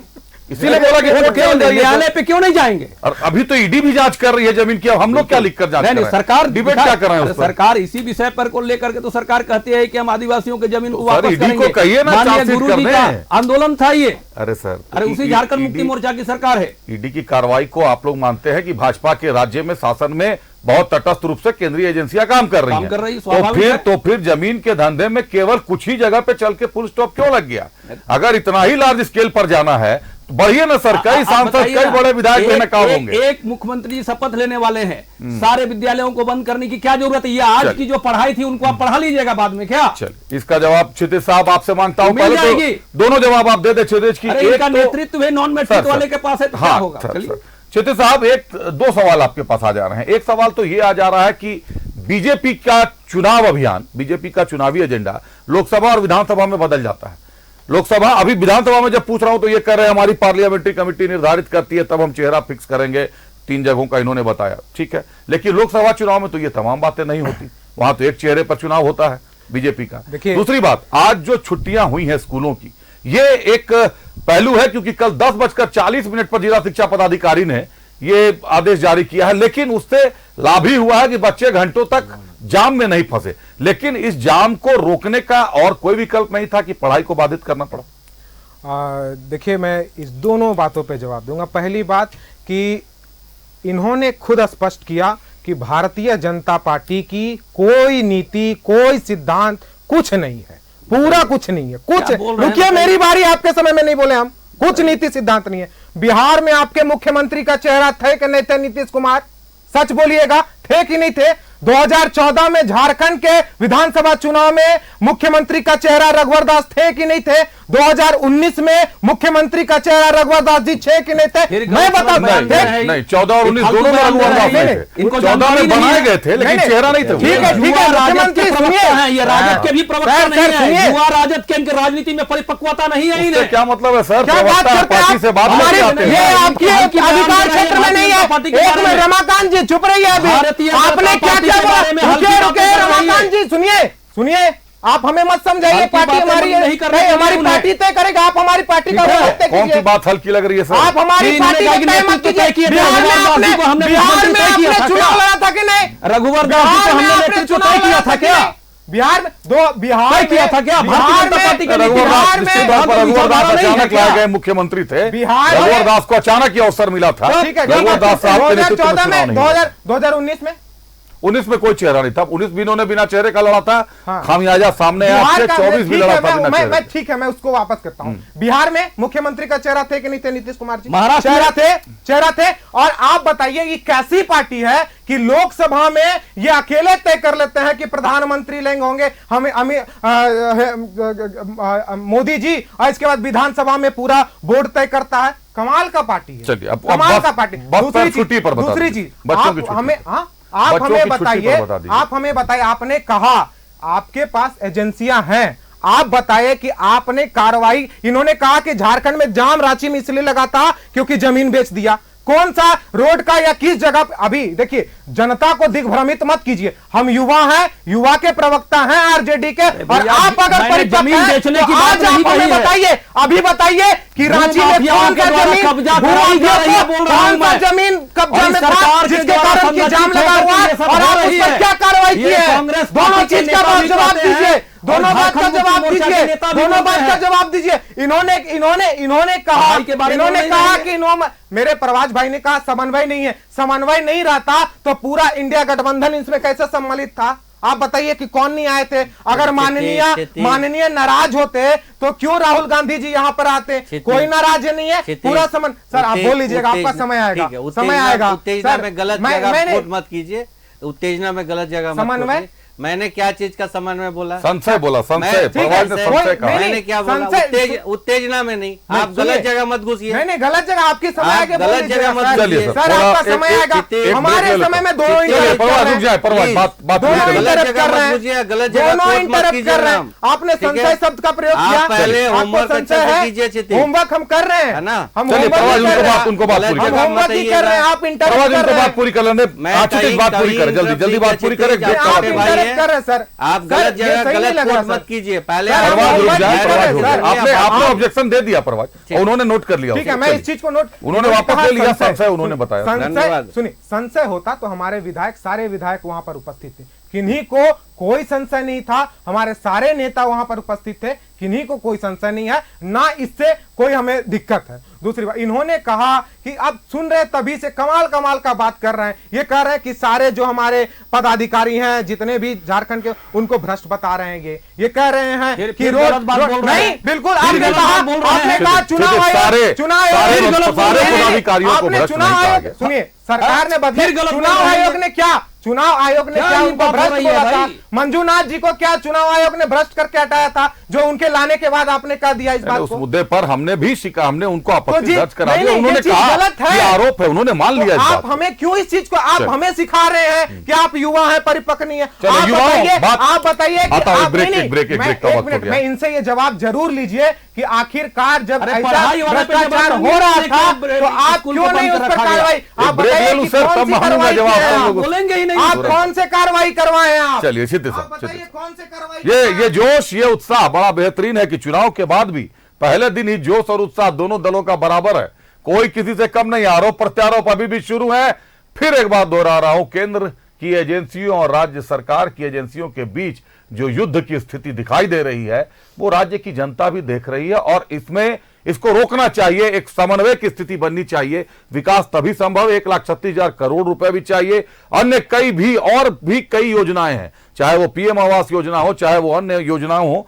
जरूरत है दोनों को समन्वय बनाकर चलने की, जिसके लिए विपक्ष का भी आदर्श विपक्ष बनना जरूरी है। जरूर करते हैं अतिथियों का। अमृत हमारे साथ कांग्रेस से जुड़े हुए हैं, एक बार सीधे अमृत के पास चलते हैं। अमृत, चुनाव में जाने से पहले युवाओं को लेकर बड़ा मुद्दा खड़ा हुआ था। जीएसएससी सीजीएल की परीक्षा को लेकर कहें, वहां पर कुलपति की नियुक्ति को लेकर कहें, जीएसएससी के चेयरमैन को लेकर कहें, सारे राज्य की जो यूनिवर्सिटीज हैं हर जगह प्रभारी कुलपति चला रहे हैं।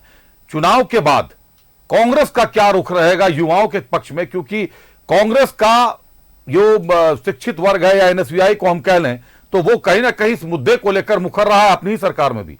तो चुनाव के बाद किस तरीके से इसको कांग्रेस सॉल्व करेगी? क्योंकि ये एक बड़ा मुद्दा है, इस मुद्दे को आप नजरअंदाज करके नहीं चल सकते। अभिषेक, एक संगठन के रूप में एनएसयूआई हो चाहे यूथ कांग्रेस हो, जनता से जुड़े मुद्दे हो, युवाओं से जुड़े मुद्दे हो, छात्रों से जुड़े मुद्दे हो, वो हमारी सरकार हो या किसी दूसरे दल की सरकार हो, अगर मुद्दा है, सही मुद्दा है, तो हमारा संगठन जो है वो प्रखर रूप से मुखर रहता है। दूसरी बात है कि जो अभी जो सरकार हमारी गठित हुई है उसमें हमारी क्या भूमिका होगी, तो निश्चित रूप से एक सहयोगी के रूप में हम जो प्रयास करेंगे कि जो भी विषय आए हैं, कुलपतियों की, प्रतिकुलपतियों की नियुक्ति का मामला हो, जो कार्यवाहक रूप में काम कर रहे हैं, जल्द से जल्द, जिस तरह से आपने देखा कि आज मुख्यमंत्री जी ने शपथ लेने के साथ ही अपना नया टीम बनाना शुरू कर दिया है, जिस टीम के साथ वह आगे 5 साल काम करेंगे। तो आने वाले समय में आप निश्चित रूप से देखिएगा कि जो भी समस्याएं हैं, जो भी थोड़े विषय रह गए थे 5 साल पहले तक, वो सारे विषयों का समाधान कुछ समय में यहाँ पे समाधान हो जाएगा। दूसरा विषय जो आपने उसका आरोप खंडित भी किया था, जो भाजपा के प्रवक्ता आरोप लगा रहे थे कि रांची डीसी के रूप में जो मंजूनाथ भांतरे जी की, उन पर कोई आरोप नहीं है। रांची डीसी हो या देवघर के एसपी हो, अनुराग गुप्ता साहब हो, भ्रष्टाचार का कोई आरोप इन पर नहीं है। माननीय उच्च न्यायालय के एक आदेश के आलोक में चुनाव आयोग ने उन्हें स्थानांतरित कर दिया। इसके अलावा कोई उनके ऊपर आरोप नहीं था। आरोप तो आप जानते हैं क्या था उन पर? जी, सिंपल आरोप है। निशिकांत दुबे के साथ उनका जो टसल है, भाजपा उसको आधार बनाकर उनकी शिकायत दर्ज करा रही थी, इससे ज्यादा कुछ नहीं। निशिकांत दुबे का आपने देखा होगा कि 5 साल में किस प्रकार का उनका कार्यकलाप रहा। वह प्रवक्ता के रूप में काम कर रहे थे, पत्रकार के रूप में काम कर रहे थे, जनप्रतिनिधि के रूप में काम कर रहे थे, किस रूप में काम कर रहे थे, झारखंड की जनता ने देखा। उन्होंने क्या प्रयास किया, उन्होंने संथाल परगना को एक केंद्र शासित प्रदेश पर बनाने का प्रयास कर रहे थे, और झारखंड की जनता ने दिखाया कि झारखंड में अब किसी प्रकार का विभाजन होने वाला नहीं है। और यही एक मूल कारण था कि भाजपा का जो जनाधार घटा है झारखंड में और जिस प्रकार से उनकी हार हुई है, यह भी एक महत्वपूर्ण मुद्दा था। सवाल क्या था कि भाजपा मुद्दों से हटकर आज जिस प्रकार से भाजपा के प्रवक्ता मुखर होकर सरकार से जवाब पूछ रहे हैं, अगर ये 5 साल तक सरकार में इस प्रकार से जवाब पूछते, चुनाव के पहले हमसे ये सवाल पूछे होते, तो हो सकता था कि कुछ बेहतर प्रदर्शन होता। वह हमारे कार्यों पर सवाल नहीं पूछ रहे थे, वह अपना एजेंडा सेट करने का प्रयास कर रहे थे, और इनका पूरा का पूरा एजेंडा जो था वो फेल हो गया। आज किसी तरह का प्रलाप करने, और उस पर लाभ में तरह तरह के आरोप लगाए जा रहे हैं। ठीक है, पीड़ा है, गहरी पीड़ा में है और इस पीड़ा के कारण इस तरह का इनका उद्बोधन निकल रहा है। लेकिन हम आशा करते हैं कि धीरे धीरे जो इनका पीड़ा है, जो दर्द है, वो समाप्त होगा, घाव भर जाएंगे और जब घाव भरेंगे उसके बाद उनको हमारी महागठबंधन के कार्य दिखने लगेंगे। घाव है। परवाज के पास एक बार जाता हूं। परवाज, युवाओं की बात चल रही है। जेएसएससी सीजीएल की परीक्षा को लेकर एनडीए ने ये अनाउंस कर दिया था कि परीक्षा रद्द कर देंगे सत्ता में आते के साथ, लेकिन आईएनडीआईए ने ऐसी कोई घोषणा नहीं की थी। अब क्या रुख लेने वाला है, क्योंकि उस परीक्षा पर जिस तरीके के मामले आए हैं, पूरे राज्य की नजर जेएसएससी सीजीएल पर है।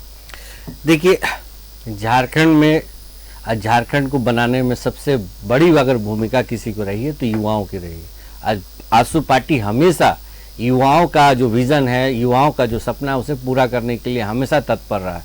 देखिए, जो भी ये जो परीक्षा हो रही है, अभिषेक, जिस तरह से परीक्षा का जो पेपर लीक हो जाता है, ये सबको, अब ये सब चीज के लिए कि अब देखिए, आप एक जनमत संग्रह करने के बाद, वोट होने के बाद आप मुख्यमंत्री बन गए, आपकी सरकार आई।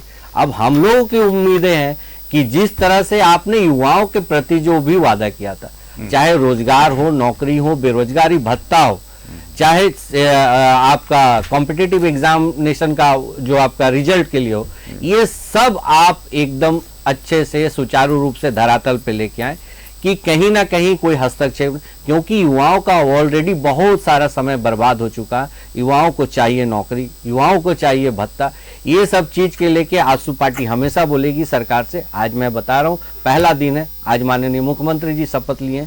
अगर कोई भी पॉजिटिव, अगर झारखंड के हित में, युवाओं के हित में, महिलाओं के हित में, वृद्धों के हित में, आपके मरीजों के हित में, शिक्षकों के हित पे, स्टूडेंट के हित पे कोई भी पॉजिटिव अगर कदम झारखंड सरकार उठाती है, उसे आजसू पार्टी हमेशा समर्थन करेगा। और जाहिर सी बात है, हम लोग चाहेंगे कि ये टाइम बॉन्ड के अंदर ये सब चीज निष्पादन हो और जिस तरह से युवाओं का जो बार बार जो छला जा रहा है, उस चीज को छल और से भ्रमित करके आगे रोके। और साथ साथ झारखंड का जो नव निर्माण का जो सपना था, झारखंड अलग हो गया, झारखंड 24 साल का हो गया, अब झारखंड को एक क्षितिज की तरफ जाना है, उस क्षितिज की तरफ आप लेके जाइए, हमारा सहयोग पूर्णता रहेगा। सहयोग तो पूर्णता रहेगा, लेकिन विधानसभा में इस बार मुखर कौन होगा? रमाकांत महतो साहब, आप बीजेपी के तमाम दिग्गज विधायकों को जानते हैं जो इस बार जीत कर आए हैं। मैं जानता हूं कि आपकी राजनीतिक समझ हम लोगों से कहीं ज्यादा भी है, आप काफी समय से जुड़े हुए हैं। मुझे एक बात बताइए, कुछ बड़े चेहरे जिन्होंने इस बार हार दर्ज करा दी है, अमर बावरी साहब हो जाएं, रणधीर सिंह हो जाएं सारठ से, सुदेश महतो साहब हो जाएं और भानु प्रताप शाही साहब हो जाएं, ये कुछ बड़े चेहरे थे जो विपक्ष के लिए मुखर होते थे। विनोद सिंह भी, एक कॉमरेड विनोद सिंह साहब भी, वो कॉमरेड विनोद सिंह साहब तो व्यक्तिगत तौर पर भी एक अलग छवि होगी, सत्ता पे रहते सत्ता से सवाल रखते हैं। सही बात। इस बार ये सारे चेहरे विधानसभा के पटल पर नहीं नजर आएंगे।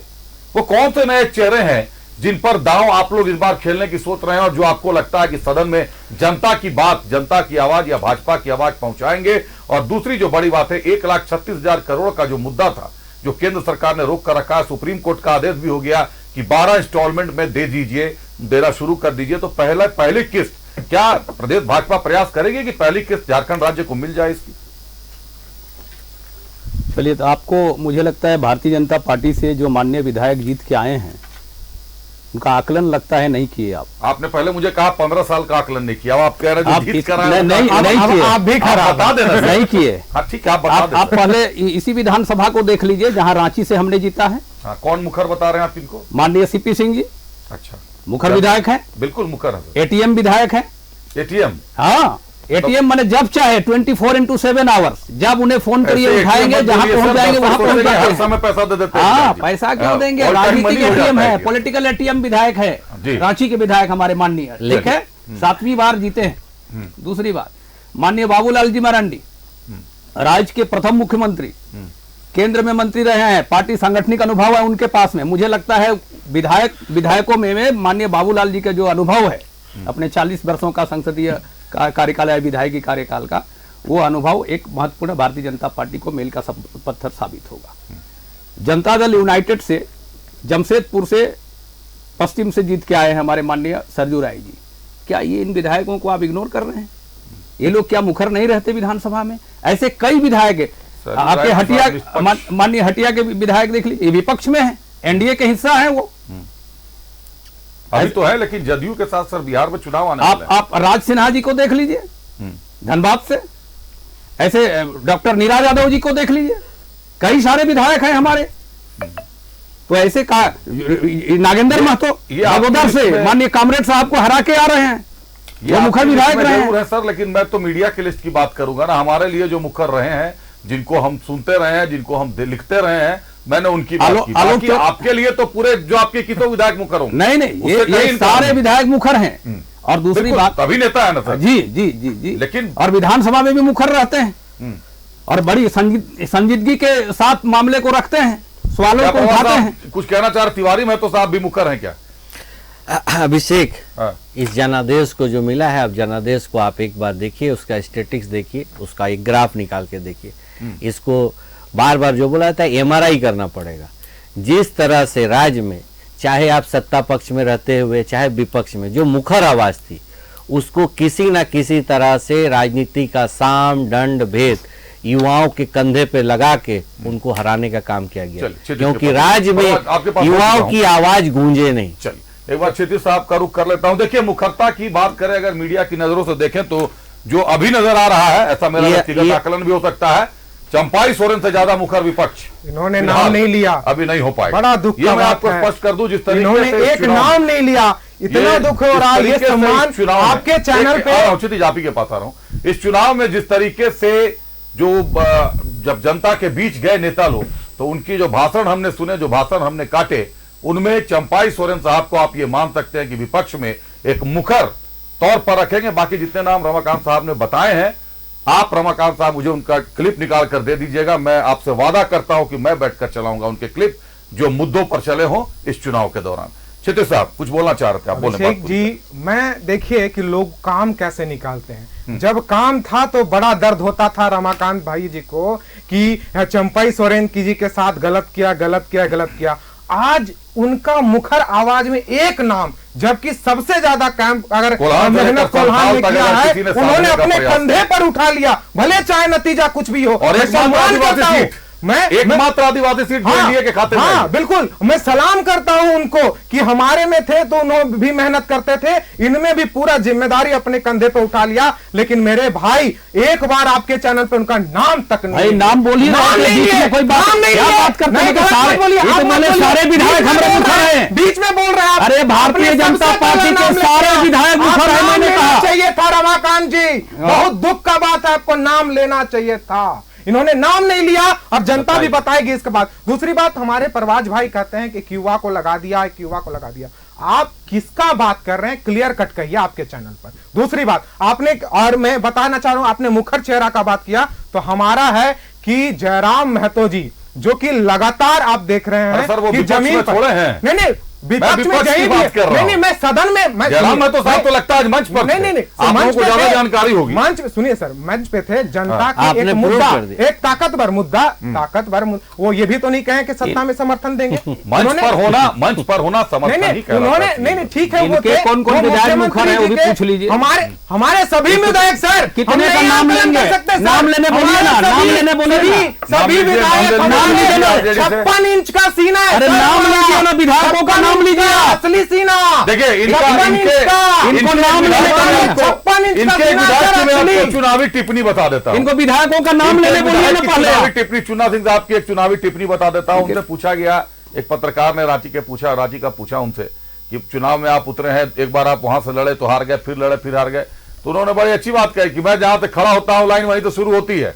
तो उस पत्रकार ने फिर उनसे पूछा कि ये तो अमिताभ बच्चन का डायलॉग है, तो चुना साहब ने कहा कि अमिताभ बच्चन को मैंने बताया था ये डायलॉग देने के लिए। बताइए, क्या आपने सुना है क्षितिज साहब ये डायलॉग? हमने नहीं सुना, ये डायलॉग था तो बहुत लोग कहते हैं, वो बोलते हैं ये उस पर बातचीत के बीच की बात है, एक नोक-झोंक भी होता है, एक बात भी होता है, उस पर वो नहीं। और कल आप लोग विधायक हो जाएंगे तो भाई आप लोगों से अगर मैं बात करूंगा तो इसी तरीके से प्रसन्नता में, मित्रता में, लड़ाई झगड़ा करते हुए बात करूंगा। बिल्कुल ये वो बात है। लेकिन मैं इस बात से आज शॉक्ड भी हूं, दुख भी हो रहा है कि माननीय चंपाई सोरेन जी का एक नाम ले नहीं सके रमाकांत जी। चलिए, एक नाम ले नहीं चारों विधायक का नाम पूछ रहे हैं तो बता नहीं पा रहे हैं। इनके 4 विधायक का नाम बता नहीं पा रहे हैं, वो नाम ले नहीं पाए। हमारे 4 विधायक का नाम नहीं बता पा रहे हैं वो। 56 विधायक ना अभिषेक, और 4 विधायक का नाम पूछ लेना, आरजेडी के 4 विधायकों का नाम पूछ लीजिए। 56 विधायक एक चेहरे पर चुनाव जीता है सर आप। भाई 4 विधायकों का नाम पूछ लीजिए उन्हें। पर जो चुनाव आपने जीते हैं, कई विधायकों के नाम मैं बता सकता हूं कि सिर्फ सीएम हेमंत सोरेन को वोट मिले। इनके 4 विधायकों का नाम पूछ लीजिए। क्षेत्र हो चाहे वो गूगल चेक कर रहे हैं ये। इस बात की गवाही आप लोग क्या बात कर रहे हैं? गूगल चेक कर रहे हैं यार। अब नाम 4 विधायक का नाम पूछ लीजिए, कौन कौन मुखर है पूछिए। कौन कौन मुखर है? चारों विधायक सारे मेरे जितने लड़ रहे थे सब मुखर हैं। देखिए क्या बात कर रहे हैं? अभी तक नाम नहीं बता पाए ये। अमित सिंह, रुकिए सर, थोड़ा सा टेक्निकल आप बात जो भी कर कहेंगे ले। वही अमित सिंह साहब, कहेंगे आपको लीगल एस्पेक्ट्स भी पता है, आप तकनीकी चीजों को भी समझते हैं, वकालत से भी आप जुड़े हुए हैं। 1,36,000 करोड़ का जो मुद्दा है, ये सच है कि 2005 से ये मुद्दा फंसा हुआ है। अब जाके सुप्रीम कोर्ट ने इस पे आदेश दे दिया है। क्या नजर आ रहा है, कितना सकारात्मक हो सकता है और इसमें विपक्ष की क्या भूमिका हो सकती है इस पैसे को वापस लाने में या पहली किस्त जारी करवाने में? देखिए, विपक्ष की भूमिका के लिए सवाल तो विपक्ष से पूछा जाना चाहिए। नहीं पूछा अभी मैंने, लेकिन रमाकांत जी लगता है वो हमारे साथी बैठे हुए क्या हैं। प्रयास चीज़? करेंगे। नहीं केंद्र में इनकी सरकार है। आ रहा हूं सर। केंद्र की सरकार, हमारा जो रॉयल्टी का पैसा केंद्र के पास बचा हुआ है, जिसके लिए हम लगातार संघर्षरत रहे। लीगल एस्पेक्ट बता दीजिए दर्शकों को सर। ये तो राजनीतिक एस्पेक्ट तो सब जानते हैं कि आप लाना चाह रहे हैं। लीगल एस्पेक्ट में आपसे जानना चाहता हूं एक बार माननीय न्यायालय का जब निर्णय आ जाता है तो उसके बाद बहुत सारा किसी भी सरकार के पास उसे रोकने का कोई आधार नहीं रह जाता है। अब है कि अगर किसी प्रकार का रिव्यू पिटीशन अगर वो दायर करते हैं तो फिर एक मामला हो सकता है, लेकिन इसमें भी देखना पड़ेगा। मैंने आदेश को पूरा पढ़ा नहीं है कि आदेश क्या है, किस तरह का दिया गया है। तो मुझे नहीं लगता है कि अभी, क्योंकि माननीय न्यायालय का आदेश है, तो मुझे लगता है कि केंद्र सरकार अब इस तरह का कोई प्रयास नहीं करेगी, कोई अड़चन लगाने का प्रयास नहीं करेगी, और देर सवेर थोड़ा होगा, लेकिन अब लगता है कि रास्ता जो है हमारे लिए वो खुल चुका है। दूसरा सवाल जो आपने लगातार, जिसके लिए हमारे साथी लोग आपस में द्वंद्व कर रहे थे कि जब कहा गया कि मुखर, आपका जो सवाल था जो मुखरता के लिए, शायद भाजपा के प्रवक्ता उसका विषय को, उस प्रसंग को समझ नहीं पाए। उन्होंने मुखरता को अपने विधायकों के नाम को लेके लिस्ट गिनाने लगे। उन्होंने मेरे आकलन पर इतनी बार सवाल खड़ा कर दिया कि अगला सवाल पूछ रहा हूं मैं। और चंपाई सोरेन का नाम भी आप बताइए। चंपाई सोरेन जी का नाम भी भूल गए। हमारे माननीय चंपाई सोरेन का नाम भूल गए। चुनाव से पहले जितनी शालीनता और जितने आक्रामक रूप से चंपाई सोरेन जी पूरे चुनाव समर में सक्रिय रूप से रहे और अपने ऊपर एक दायित्व लेके लड़ते रहे, चुनाव के बाद अचानक से नाम भूलना, तो इसका कारण नहीं। देखिए, चंपाई सोरेन जी भाजपा के संगठन से नहीं जुड़े हुए थे। वह उनका लगातार जो राजनीतिक संघर्ष है वो जेएमएम के साथ जुड़ा रहा है। उससे पहले वो निष्पक्ष निर्दलीय के रूप में अपनी चुनावी राजनीति की शुरुआत किए थे, बाद में जेएमएम में जुड़े, और आज अपने अंतिम पड़ाव पे एक उम्र उनका लंबा पार हो चुका है, अब वो भाजपा के साथ जुड़े हैं। तो भाजपा के कार्यकर्ताओं को उनका अपना बता पाना थोड़ा समय लगेगा, और मुझे लगता है शायद रमाकांत भाई को यही कारण रहा कि वो उनका नाम भूल गए या बता नहीं पाए। भैया मैं तो बता ही रहे थे, नहीं चलिए ठीक है, बताने में मैं बता ही नहीं बरत रहा योगी है, नए नए ऐसे ऐसे नहीं है। थोड़ा लेकिन नए सदस्य हैं, लेकिन एकमात्र आदिवासी सीट है। अभिषेक हाँ, बीच में अभिषेक चुनाव के बाद भी देखे 30 सेकंड हमको दीजिए। 30 सेकंड से हार के बाद भी अपने ऊपर दायित्व लिया। बांग्लादेश घुसपैठ इनके लिए एक मुद्दा था, आज भी उन्होंने उस मुद्दे को उठाया। आज भी उस मुद्दे को छोड़ नहीं है। भाजपा के सारे नेता मौन हो गए, लेकिन वो रोज बात हो रही है अमृत भाई, हमारे लिए रोज चर्चा हो रही है। आज भी भारतीय जनता पार्टी के यही बोलता हूँ रमाकांत साहब, चर्चा जरूर हो रही होगी। चंपाई सोरेन साहब ने एक्स पर सार्वजनिक पोस्ट किया कि चुनाव हार जीत अलग जगह है, घुसपैठ हमारे लिए कभी बीजेपी के लिए या मेरे लिए राजनीतिक मुद्दा नहीं रहा है। जैसे ही सरकार का जो ये उठापटक है, सरकार बनने की कवायद पूरी हो जाएगी, चंपाई सोरेन साहब संथाल से एक बार फिर आंदोलन शुरू करेंगे। अब इसे भाजपा ने अभी तक अपने ऑफिशियल ट्विटर हैंडल से ट्वीट भी नहीं किया, जो कर देना चाहिए था मुझे लगता है। परवाज, आप कुछ कहना चाह रहे थे? अभिषेक, एक आपने सवाल जल्दी थोड़ी आपने नहीं, आपने 30 सेकंड लेंगे। बिल्कुल बोले। आपने एक सवाल पूछा, बीजेपी के बड़े भाई नाम ही गिना रहे थे, बीच में नाम के लेके जिस तरह से हुल्लेले होने लगा, भाई आपको याद होना चाहिए चंपाई सोरेन जी झारखंड आंदोलनकारी हैं। एक आंदोलनकारी को आपका घोषणा पत्र पे था कि सम्मान देंगे, उनके परिजनों को नौकरी देंगे। चंपाई सोरेन जी किस कारण, किस व्यथा के साथ बाहर निकले? उस टाइम तो आप लोग नहीं जिंदाबाद और इस तरह से हुल्लेले नहीं कर रहे थे। अभी आप नाम गिना रहे थे भाई, अभी आपके सामने इस तरह से अचानक चंपई सोरेन जी के लिए मोहब्बत उमड़ पड़ना, लेकिन जब चंपई सोरेन जी जब मुख्यमंत्री थे, विधायक दल का नेता को भी उनको कॉल नहीं कर पाए, तो उस टाइम आप लोगों को नहीं आया था शर्म? उस टाइम आप लोग सवाल नहीं पूछे थे? देखिए, हुल्लेले नहीं करना चाहिए, तथ्यात्मक बात रखिए, ठोस बात रखिए। जब आप बैठे हैं टीवी चैनल पे, ऑन एयर हो रहा है, तो इस तरह का चीज को तथ्यात्मक बात रखिए। तो तथ्यात्मक सवाल है ना सर, एकदम चंपई सोरेन का नाम तो 1 नंबर पे चलना चाहिए अभी। अब भाई आप क्यों बाबूलाल मरांडी जी और ये लोग एक नंबर पे नहीं चलने चाहिए? क्या बात करते हैं? आपसे शुरुआत करेंगे क्या? आपसी में नहीं, पार्टी में जो सिस्टम है उस आधार पर बात कही जाएगी। सिस्टम को फॉलो करते हुए नाम लेते तो अलग मुद्दा है। जाहिर साहब, हम लोग कोई सिस्टम नहीं फॉलो कर सकता ना, ये आपके आप उसको क्यों कह रहे हैं? अरे भाई, आज भी कह रहे हैं झारखंड मुक्ति मोर्चा के सुप्रियो दा बोले कि आज भी आवेदन देंगे तो हम लोग विचार करेंगे। भाई, कितनों पहलाइएगा उन्हें? आप उतना अपमानित किया है आपने। और मैंने तो कहा, बात में कई बार टोका इन्हें, चारों विधायक नाम नहीं बता पाए, अभी गूगल चेक करके अब बताएंगे ये सब चीजें। अरे इसीलिए ना लालू यादव जी बोलते थे कि भूरा बाल साफ करो, झारखंड आंदोलन के दुश्मन पार्टियां थे करके। क्या बात करते हैं? बेमतलब की बात को उठाते हैं, नाम नहीं लिए। 2 मिनट बचे हुए, क्या बात कर रहे हैं? जराबारों पर जाए। रमाकांत साहब, मैजिक पर भारी पड़ा मैया मैजिक, कारण क्या मानते हैं इसका? झारखंड की बदहाली, झारखंड की जरूरत, झारखंड की महिलाओं को केवल अगर इस तरीके से ये माना जाए कि मैया मैजिक ने जीत दिला दी, तो क्या झारखंड की महिलाएं एक तरफा होकर 100% वोट चला गया एनडीए को, या युवाओं ने भी साथ नहीं दिया और दूसरे लोगों ने भी साथ नहीं दिया? 2 लाइन में 30 सेकंड में सर जवाब दे दीजिए। रमाकांत साहब, सवाल पूछ रहे हैं आप ही तो सवाल। नहीं, मैं तो कह रहा हूं जिस तरीके से ये हिडन एजेंडा के रूप में जो योजनाएं लागू की गई है उनको चालू रखें, और जो पहला नंबर पे उनकी गारंटी है 1932 आधारित खतियन के आधार पर नीति और नियोजन नीति बना करके युवाओं को नौकरी दे। जो गारंटी 7 गारंटी आप गिना रहे हैं और दम भर रही है ये सरकार, 1 नंबर 2 नंबर 3 नंबर करते हुए उनको पूरा करने का काम करे। भारतीय जनता पार्टी अपेक्षा रखती है और इसके लिए भारतीय जनता पार्टी सड़क से लेकर सदन तक लड़ाई लड़ेगी। सड़क से सदन तक लड़ाई लड़ेगी। अमृत साहब, 1932 का खतियान आप भी समझ रहे हैं कि संवैधानिक संकट है, उसको लागू करने में, जारी करने में। बार बार राजभवन जा रहा है, राजभवन से वापस आ रहा है, क्या फिर राजभवन जाएगा या इस बार सरकार संकल्प पत्र के साथ शुरुआत कर देगी? देखिए, जिस प्रकार से रमाकांत भाई आरोप लगा रहे हैं और कह रहे हैं कि आप कितना जो आपके वरीयता सूची में कौन सा विषय पहले आएगा, कौन सा बाद में आएगा, ये यहाँ पर बैठ के कह दे कि चाहे 1932 के खतियान का मामला हो, चाहे सरनाथ धर्म कोड का मामला हो या आरक्षण का मामला हो, जो 3 हमारे महत्वपूर्ण मुद्दे हैं, ये तीनों मुद्दों पर क्या यह सरकार का साथ देंगे, सबसे बड़ा सवाल है।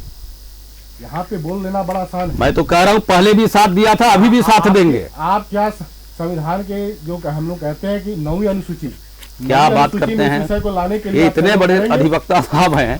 आप भारत में कोई ऐसा स्टेट बता दीजिए अभिषेक जी, जो 9वीं अनुसूची में स्थानीय नीति नियोजन निधि को समाहित किया गया है। अमर जी, ऐसा तो अभी तक किसी स्टेट का नहीं। तो झारखंड को अपवाद बना रहे हैं ये। मैं तीनों विषय को लेकर कह रहा हूँ, झारखंड को अपवाद बना रहे हैं। मैं आरक्षण, सरना धर्म कोड और जब तीसरी बात आई कि 1932 का खतियान, मैं तीनों विषय को लेकर कहा कि आप 9वीं अनुसूची में लेके आइए। जो बार बार मामला जो नहीं होने वाला है, क्या उसे रोकने में जो व्यवधान आ रहा है उसे दूर करने के लिए आप हमारी राज्य सरकार को मदद करेंगे, उसका साथ देंगे? सिर्फ इतना बात आप बोल दीजिए। चलिए परवाज, कैसे देखते हैं सारे मुद्दों को? आपसू क्या रुख रहेगा? अभिषेक, क्षेत्रीय दल के और झारखंड के लेके जो भी झारखंड के लिए ज्वलंत मुद्दा होगा, झारखंड के नवनिर्माण के लिए होगा, उसमें आजसू पार्टी हमेशा तत्पर है और समर्थन है।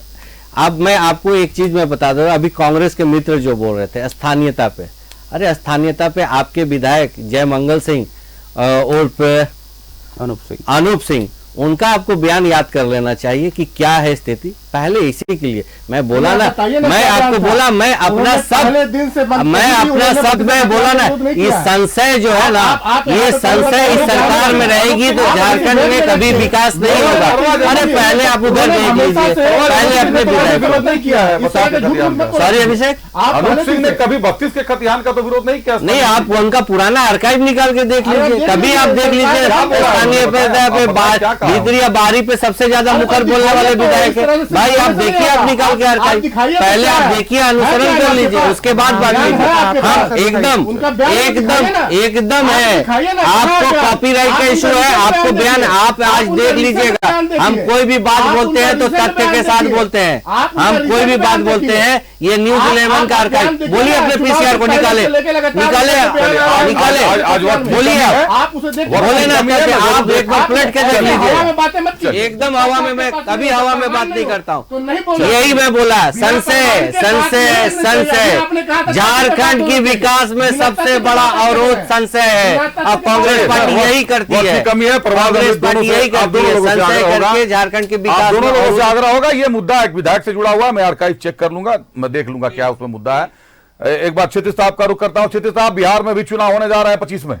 स्थानीयता का मुद्दा अगर यहां तूल पकड़ेगा तो स्थानीय का मुद्दा तो बिहार में भी तूल पकड़ेगा, और आरजेडी निश्चित तौर पर बिहार में आपका आधार ज्यादा मजबूत है। यहां तो 4 सीटों पर आप आ गए हैं, लेकिन यहां का मुद्दा बिहार को भी इफेक्ट करेगा। क्या बिहार में भी स्थानीय नीति पर सहयोग करेंगे आप? देखिए, जो भी मुद्दा हो, या बिहार को हो या झारखंड का हो, जो बिहार के लिए, बिहार के विकास के लिए, और जो झारखंड के और झारखंड के विकास के लिए रहेगा, आरजेडी आपको दोनों राज्यों के बीच सामंजस्य बनाकर चलना होगा। आरजे और बिल्कुल समन्वय बना करके आरजेडी उसके साथ रहेगा। और मैं जनता का लास्ट में फिर धन्यवाद करूंगा कि जनता ने यह बताया है कि न हिंदू बनेगा न मुसलमान बनेगा, इंसान की औलाद है, इंसान बनेगा, और बांटो काटो गोकुल वाले बात करने वाले लोगों को इसी तरह जनता नकारते रहेगी। चलिए, तमाम बातें आपने सुन ली अतिथियों की। हमारे अतिथि निश्चित तौर पर हर राजनीतिक दल से जुड़े हुए एजेंडों पर बात करते हैं। जो भीतर खाने की बातें होती हैं वो सामने आती हैं।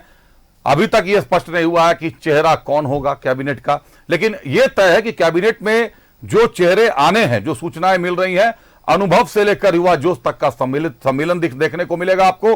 प्रमंडलीय स्तर पर इसकी रूपरेखा तैयार की जाएगी, जैसा हमारे सहयोगी विपिन उपाध्याय ने बताया आपको।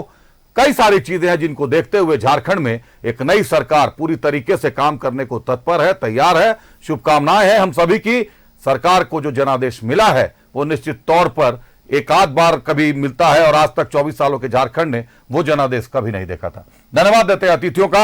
हमारे साथ आरजेडी से क्षितिज मिश्रा साहब थे, क्षितिज बहुत धन्यवाद आपका। कांग्रेस से अमृत सिंह साहब थे, अमृत जी बहुत धन्यवाद आपका।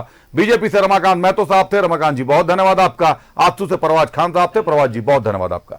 आप सभी अतिथियों का बहुत धन्यवाद। अपने अपने क्षेत्र में मुकर रहे हैं आप, सदन के अंदर से लेकर सड़क तक आपकी भी आवाज गूंजती रहे, इलेक्ट्रॉनिक मीडिया हो या टीवी मीडिया हो। मेरे दर्शकों का धन्यवाद, मेरे साथ बने रहने के लिए। बने रहिए न्यूज़ 11 भारत के साथ, खबरें अभी भी चलती रहेंगी। मुझे दीजिए इजाजत, नमस्कार।